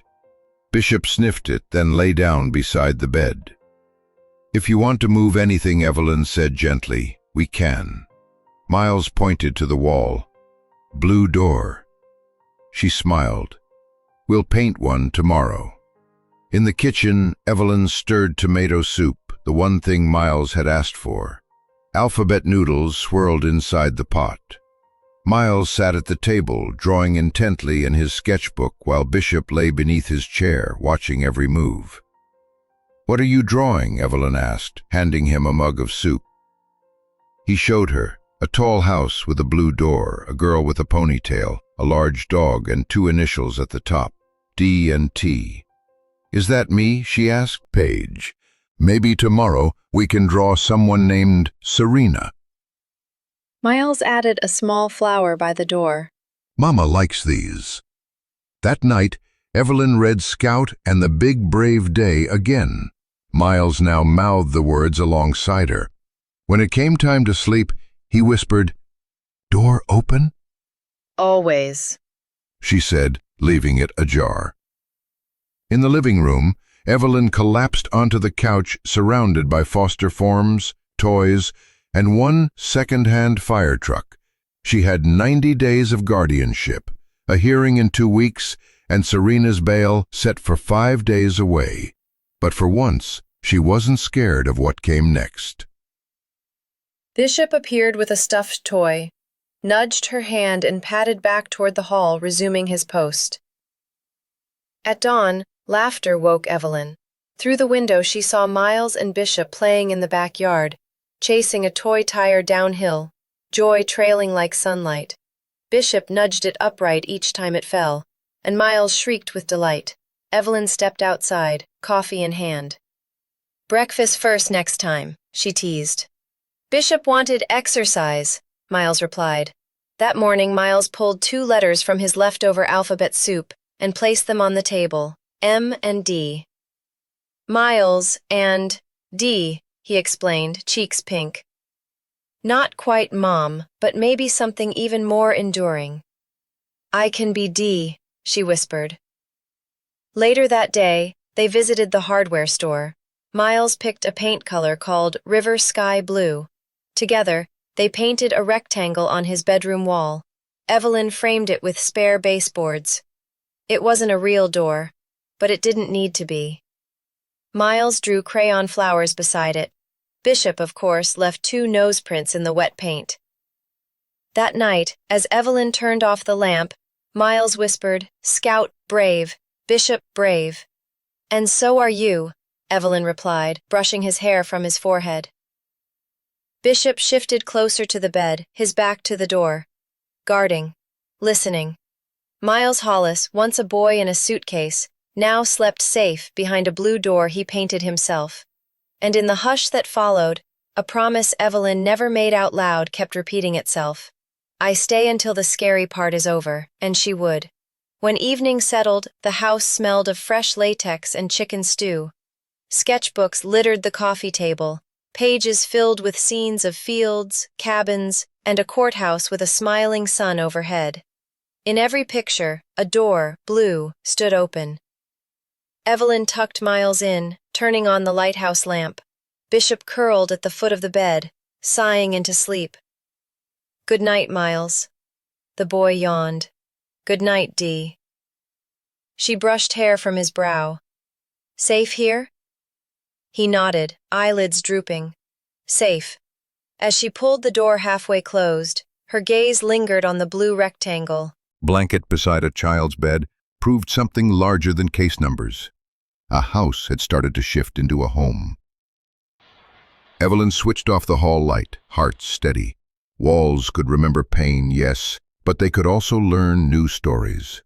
And tonight, in the hush between dreams and dawn, one such story began with the soft breathing of a boy named Miles and the quiet guard of a dog who promised to stay until every scary part was over. The morning began with toast, jam-streaked fingers, and the whir of Evelyn's old vacuum, a noise that until now meant nothing more than weekend routine. But today, it became a turning point. Miles was curled on the living room rug. Bishop sprawled at his side like a shadow stitched in fur. Crayon wrappers were scattered around them, and a new drawing took shape, this one bright, not the heavy lines of hidden rooms, or tear-smeared stick figures. There was a field, a dog, and sunlight. Evelyn, sleeves rolled up, rolled a vacuum across the hallway tile, half thinking about the courtroom ahead. She didn't see what happened until Bishop let out a startled bark, not one of alarm but deep and offended, as though the vacuum had insulted his entire bloodline. The German shepherd sprang up, paws stiff, eyes locked on the machine. Then he lunged. The vacuum wasn't ready for it, neither was Evelyn. "Bishop!" she shouted, startled as he spun in tight circles around the humming beast, growling low and hopping back every time it moved. "It's not a threat, it's a Hoover!" But her voice was drowned beneath something else, a laugh, a real one. Miles. He clutched his belly and giggled, high and unguarded, a sound Evelyn hadn't heard once in all these weeks. It wasn't the nervous chuckle he gave nurses, or the polite smile for officers. It was joy, erupting from his chest like bubbles from a shaken bottle. Unfiltered. Free. Bishop paused mid-growl, head tilting. The boy was laughing too hard to explain himself. Evelyn shut off the vacuum, frozen, watching Miles double over, arms around his stomach. He thought it was going to eat your shoes." Miles gasped, cheeks flushed. And that was it. Evelyn sank onto the couch and laughed too, shoulders trembling, eyes stinging at how precious, how impossibly rare this moment felt. She hadn't realized how much space sorrow had taken up in the house until that one unexpected laugh filled it like sunrise in a cold room. Later, while Bishop lay under the kitchen table licking peanut butter off a spoon, Miles sat in the sunbeam that poured through the bay window, sketchbook propped on his knees. Evelyn watched from a few feet away, pretending to read a report, but really just watching. His small hand moved with quiet focus, the crayons chosen with care. Not just black or brown, but bright colors now. He used yellow like it was oxygen, orange for the flowers, green for hills. Without looking up. "From the book, but in our yard." She leaned over. The picture showed a floppy-eared cartoon dog leaping across a field, tongue out, chasing a red ball. The sky wasn't just blue, it was layered. Scribbles of white clouds, a sun with long, reaching arms. There was no suitcase in the picture, no fences, no locked doors. Evelyn exhaled softly. "Can I hang that one on the fridge?" she asked. Miles hesitated. "Can we make a wall for the best ones?"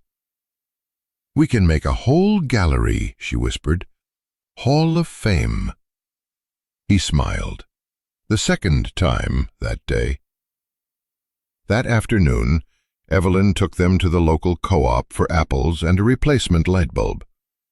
Miles helped carry a basket, his other hand sometimes brushing Bishop's back like a compass.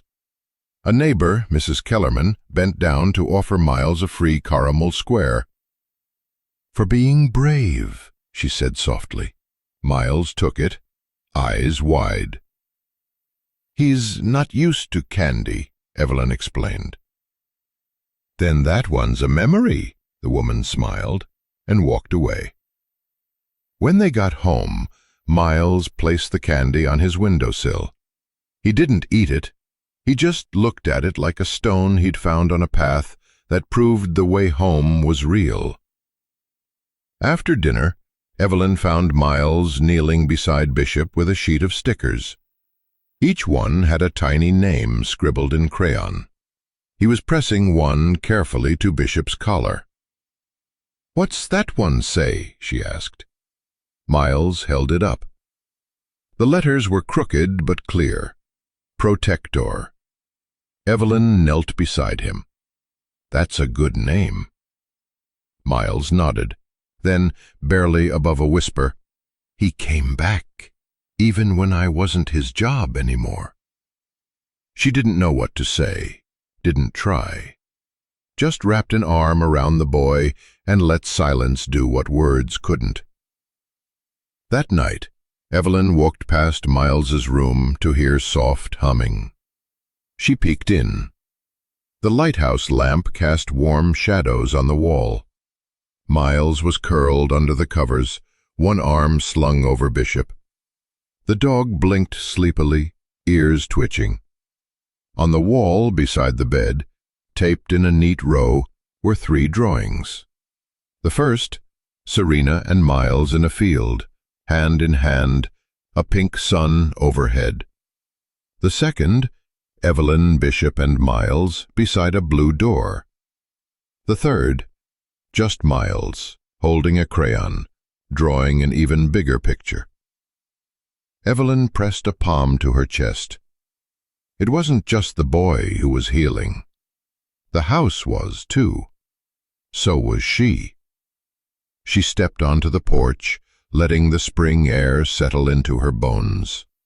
Stars blinked. Photocopies, court files, redacted memos, caseworker notes marked urgent yet unresolved, and, stamped in the margin of a welfare check request, no action taken, file closed.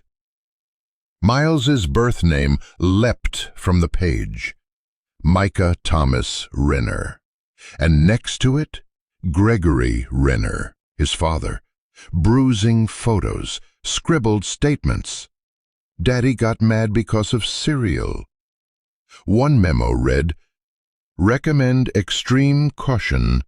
Previous caseworker transferred. Request unresolved."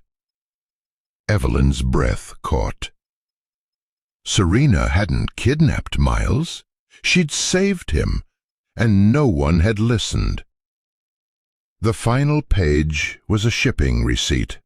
On the back, in ink, smudged by a shaking hand, "I've worked here 9 years. I stayed silent too long. She didn't lie. She protected him when we didn't. Do what I can't. M." Evelyn folded the evidence slowly. For once there was no doubt, just fury and clarity. Granger met her in his truck at dusk. Bishop sat in the back seat, his presence grounding. "I've got something," Evelyn said, sliding the envelope over. Granger read in silence, then, "Jesus, you believe it?" He nodded, jaw tight. "Yeah, I do." They sat for a long moment. The world hushed around them. "We give this to the court," Evelyn said. "Not the DA. This is Serena's story to clear." Granger gave her a knowing look. "They'll come after whoever leaked it. Then we redact it, but we use it. Because for once, that boy deserves to hear the truth said out loud."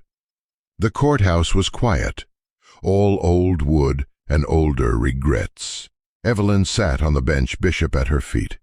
Across the room, Serena entered, not in cuffs, not in orange, just pale gray. Calm, hollowed, but whole. She took her seat without prompting. She didn't look around, just ahead, as if she'd already said goodbye to everything. The prosecutor stood. "This case isn't about abduction," he said. "It's about context." He held up the redacted file, voice steady. Miles Renner, now Miles Hollis by his request, was placed with a father who had sealed abuse allegations. Ms. Hollis tried to intervene. She was ignored. She didn't run to hide. She ran to shield. The judge, a woman whose expression held history, nodded. "Ms. Hollis," she said, "you may speak." Serena stood, quiet as snowfall. "I didn't want to run," she said. "I wanted someone to listen." Her voice didn't tremble. It just told the truth. "Failed," she said. "But I see no malice in your actions. Only protection in absence of protection." Her voice softened. "Miss Hollis, I am granting supervised release, effective immediately. You'll remain under court oversight during custody review. But you are not a threat. Not today." The gavel didn't slam. It was placed, gently, with reverence. After the courtroom emptied, Evelyn remained. Serena turned, and for the first time, their eyes met. "He's drawing again," Evelyn said quietly, and laughing. Serena blinked, the smallest crack in her composure.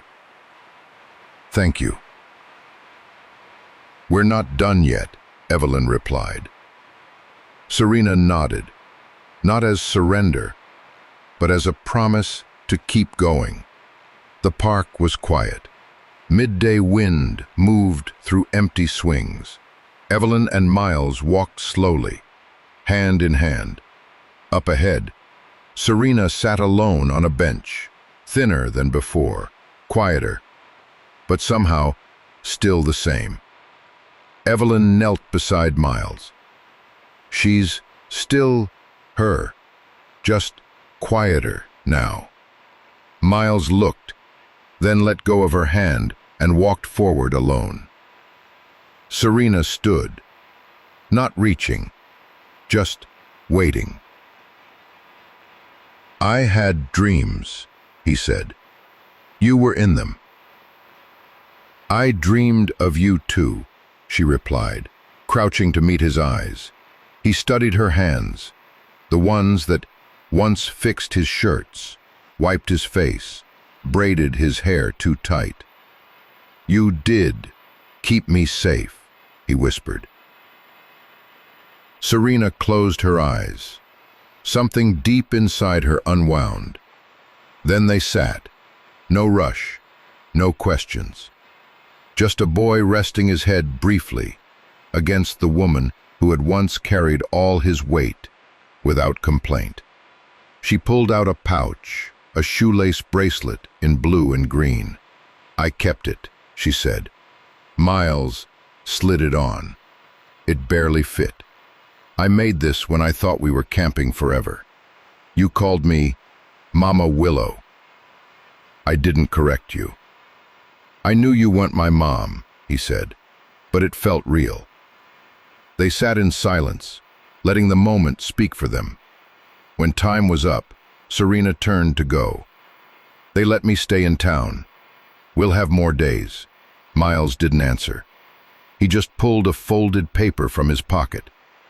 A drawing, 2 stick figures, and a dog under a sun. The title, Safe Day. She pressed it to her chest like a blessing. "I won't forget," she whispered. Later, Miles crouched by Bishop at the pond's edge. The shepherd licked his cheek once, tail tapping softly. "You saw her too," filled the hall. Folding chairs sat unevenly. Children squirmed. And on stage, a nervous mayor stood behind a lectern, fumbling with note cards. Evelyn Hart sat in the front row, in a borrowed blazer. At her feet, Bishop lay still, no vest, no leash, just his tag, polished and simple, his presence steady. The band stumbled through America the Beautiful. Someone dropped a trumpet mute. A few clapped anyway. Then the mayor cleared his throat. "We are gathered," he began, "to recognize valor, service, dedication." He squinted at his notes. "In a world where too much goes unseen, we want to take a moment to see." He looked at Evelyn, then quickly away. "Ms. Evelyn Hart and her partner Bishop," he said, "acted beyond the call of duty. Though there was no badge on her chest, she answered anyway." Polite applause rippled. The mayor gestured toward a modest medal, silver-colored, with the words, "For service to those who couldn't speak." He wasn't sure if it was meant for the child or the dog. Evelyn rose. Bishop rose with her. The medal was pinned below his collar. He didn't flinch or pose. He just stood, as he had that rainy day by the road, as he had beside the boy in the suitcase. The crowd rose. Some clapped out of politeness, others with something deeper, reverence. Evelyn didn't speak. She didn't need to. She gave one small nod, not to be seen, but to acknowledge being understood. Everyone knew the story by now. The boy, the drawings, the park trail, the suitcase that moved. But today there were no headlines, No reporters, just quiet thanks. As they returned to their seats, a girl, second grade maybe, stepped forward, holding a drawing. "Can I give this to him?" she asked. Evelyn nodded. The child knelt and unfolded the paper. A red suitcase, a dog, and a pink heart inside. "He's a hero," she whispered. Bishop licked her hand. After the ceremony wound down, Evelyn whispered to Bishop, "You hated that more than I did, huh?" He sighed, placing his chin on her boot. Then something unexpected. The town hall doors creaked open. Wind rustled in. And in the doorway, backlit by gray light, stood Miles. Shoelace untied, shirt wrinkled, hair a little wild. He didn't look for Evelyn. He looked for Bishop, and then he ran. The mayor was mid-sentence, something about community strength, but no one heard it. Sneakers thudded on hardwood, gasps turned to smiles. Kneeling beside them, she placed her hand gently on Bishop's ear. "You saved him," she whispered. "You saved us both." Bishop blinked, slow, listening. Miles finally pulled back. "I wanted to say thank you," he said, "but he already knows." Nobody told him to get off the stage, not the mayor, not the teacher checking her watch, because everyone knew. This was the moment that mattered. Later, Evelyn tried to lead Miles down, but he asked, "Can I stay a little longer?" She nodded, and they stayed. That morning became more than a ceremony. It became a shift. Evelyn returned to the station the next day, coffee lukewarm, Bishop beside her. She hadn't even made it inside when a woman, cardigan sleeves damp, stopped her. "I just wanted to say thank you," she said, voice shaking. "I have a grandson his age. I knitted a blanket for him, if that's okay." She handed it over like an offering stitched with prayers. Evelyn nodded, heart tight. He'll like that. At lunch, a teenager waited at the steps. He said nothing, just handed over a sketch, charcoal, rough, a boy and a dog, looking into a field. "It's for the kid," he mumbled. "My sister cried when she saw the photo online." And before Evelyn could thank him, he vanished, earbuds in, face flushed. That night, Detective Granger stopped by her desk. "You know," he said, "some cases get filed, others get felt." He nodded toward her. "This one? It's gonna stay felt a long while." Evelyn didn't argue. She just nodded. 2 days later, someone started pinning letters to the station's back corkboard. No one said who. It used to hold bake sale flyers. Now it held a photo of Bishop beside Miles, a crayon drawing labeled, "You made the bad people stop," a napkin with shaky cursive, "You gave us hope again." She thought about taking them down. It felt too raw. But Bishop always paused there, as if he knew. She began seeing changes elsewhere, too. A neighbor who once complained about barking now left out water bowls at the park. Teachers asked kids to draw what made them feel safe. Many drew Bishop. One caption read, "I want to be like the dog who knew the truth." And perhaps most surprising, the foster liaison who once shrugged off red flags was now hosting a town hall. It wasn't perfect, but it was something. One evening, Evelyn sat on the back steps of the station, coffee cooling in her hands. Bishop lay beside her, head on her knee. The sky bruised purple with stars. She thought of how it began, the suitcase, the decision to unzip, and how everything had unfolded from there. Not just the boy's story, but the town's, her own. She stroked Bishop's fur gently. "You didn't just find him," she whispered. "You reminded people how to care again. Even the one turned a case into a cause, a cry into a second chance. Not just for Miles, but for all of them."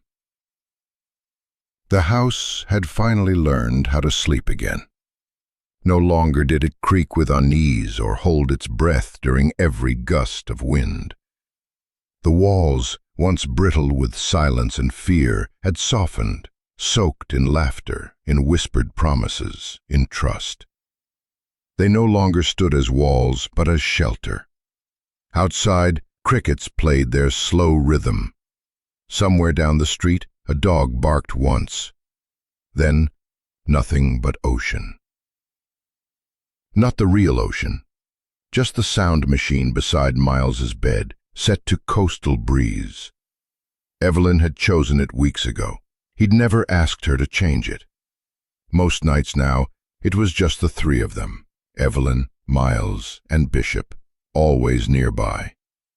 The third quiet presence, the anchor. Miles had fallen asleep earlier on the living room floor, his head resting on Bishop's side, beneath a half-finished drawing. A boy and a dog standing on a hill, sun a scribble of yellow in the corner. Evelyn tucked him in now, blanket drawn up under his chin. He stirred. Sorry, she whispered. Didn't mean to wake you. You didn't, he murmured. His voice was soft, not afraid, like he'd made peace with the dark. Or at least, what lived in it now. Evelyn brushed his hair gently. Want me to turn the ocean down? He shook his head. Then, you ever scared any more? She blinked. Me? He nodded. She thought, not quickly, but deeply, the way you do when someone's listening with their whole being. I used to be. A lot, she said. Of doing the wrong thing, of not being enough, of missing something important. He was quiet. Then, with the raw truth only children and survivors possess, he said, You didn't miss me. Evelyn's chest ached. You weren't supposed to be left, she whispered. You were supposed to be loved. I was, Miles replied. Just a different kind. They talked about Serena, not in full sentences but in scattered pieces. Stones in a pocket, some heavier than others. I'm not scared anymore, he whispered. Evelyn leaned closer. Not with Bishop. And as if he'd heard, Bishop sighed softly from the foot of the bed. He didn't sleep on the floor anymore unless Miles did too. He had his own mat now, once Evelyn's reading nook, scented with crayons, peanut butter, and boy. He's a good one to have near, she said. Miles stretched one hand past the blanket. It dangled near Bishop's snout. The dog didn't move, but his tail thumped once, slow and sure. With sky. That broke her, not in sorrow, but reverence. Because only someone who had been shut away could say something so simple, with such grace. She pulled the blanket up, gently. At the door she asked, Want the lamp off? Just dim, he said. Bishop likes to see.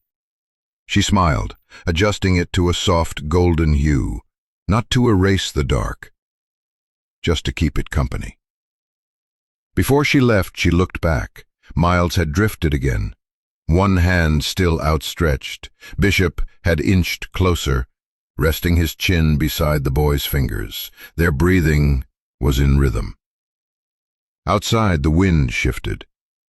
Inside, nothing hunted. Nothing broke. Just the hush of healing.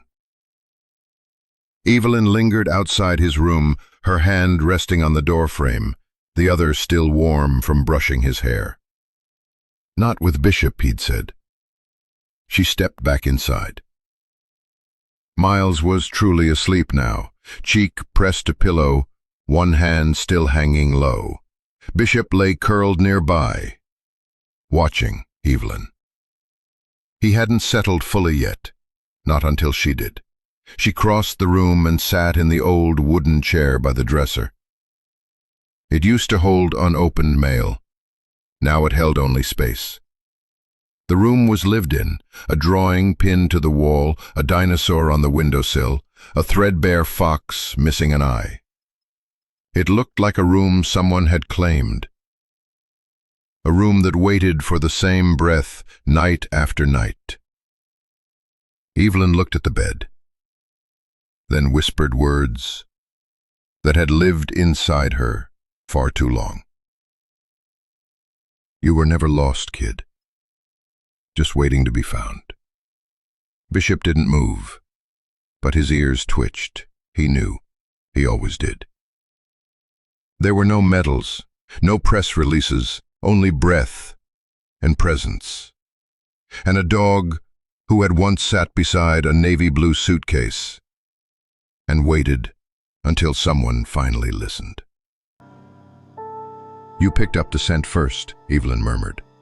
Bishop let out a soft thump of tail. I used to think finding people was about data, logic, timelines. She looked at Miles. But some people don't want to be found by logic. She moved to the hamper.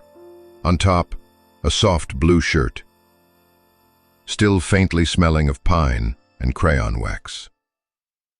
Stitched into its pocket, one of Serena's old bandanas. Miles Hollis wasn't a file. He was this, a soft breath in the night. A child who still reached out in his sleep. You're not going anywhere either, are you? She whispered. Bishop didn't stir, but the room settled around them, like puzzle pieces finally fitting. The next morning arrived quietly. Bishop stopped. No barking, no alert, just stillness. And there, tucked in a navy suitcase, had been a boy. Micah. No, Miles. Today, as they passed, Bishop paused, just a step, then moved on. Evelyn followed, heart quiet, not nostalgic, but present. The bench hadn't changed, but everything else had. At the station, pinned to the bulletin board, was a photo. Miles holding a crayon in one hand, Bishop's ear in the other, both smiling, or close enough. That look in Bishop's eyes, clear, settled, the look of a soul that arrived exactly when it was needed. You remembered, Evelyn said, wiping rain from his coat. Bishop didn't respond, but he didn't have to. You always do. That evening, from his upstairs window, Miles watched a squirrel dart through the grass. Elbows on the sill, curls haloing his face. Behind him, Bishop lay in the hallway watching, always watching. And Evelyn, coffee in hand, badge set aside, simply watched them both. Sometimes the stories that change us don't need sirens. Sometimes they just need someone to stop, to listen, to notice. People in Bellwood still passed that bench. Some paused now, some sat, some left small folded notes. And sometimes, when the breeze shifted, Bishop would glance that way too, not because he forgot, but because guardians remember. They carry it forward, quietly, faithfully, without demand. Some stories remind us that love doesn't always come with words. Sometimes it arrives on four legs, in quiet loyalty and the warmth of a watchful gaze. German shepherds, like Bishop, don't just protect. They stay, through storms, silence, and the spaces in between. They remind us of what it means to be truly seen and truly safe. If you've ever looked into your dog's eyes and felt something unspoken pass between you, a kind of understanding, you know it's real. And if you'd like to deepen that connection, there's a gentle little resource I came across that offers ways to strengthen that bond. It's not fancy, just thoughtful, and made by people who seem to get it. You can take a look if you'd like. No pressure at all. Just something that felt worth sharing. Because sometimes the smallest shift can help you and your dog feel even more like home to each other. Take care of yourself, and give your dog an extra ear scratch for me. The kind that says, I see you too.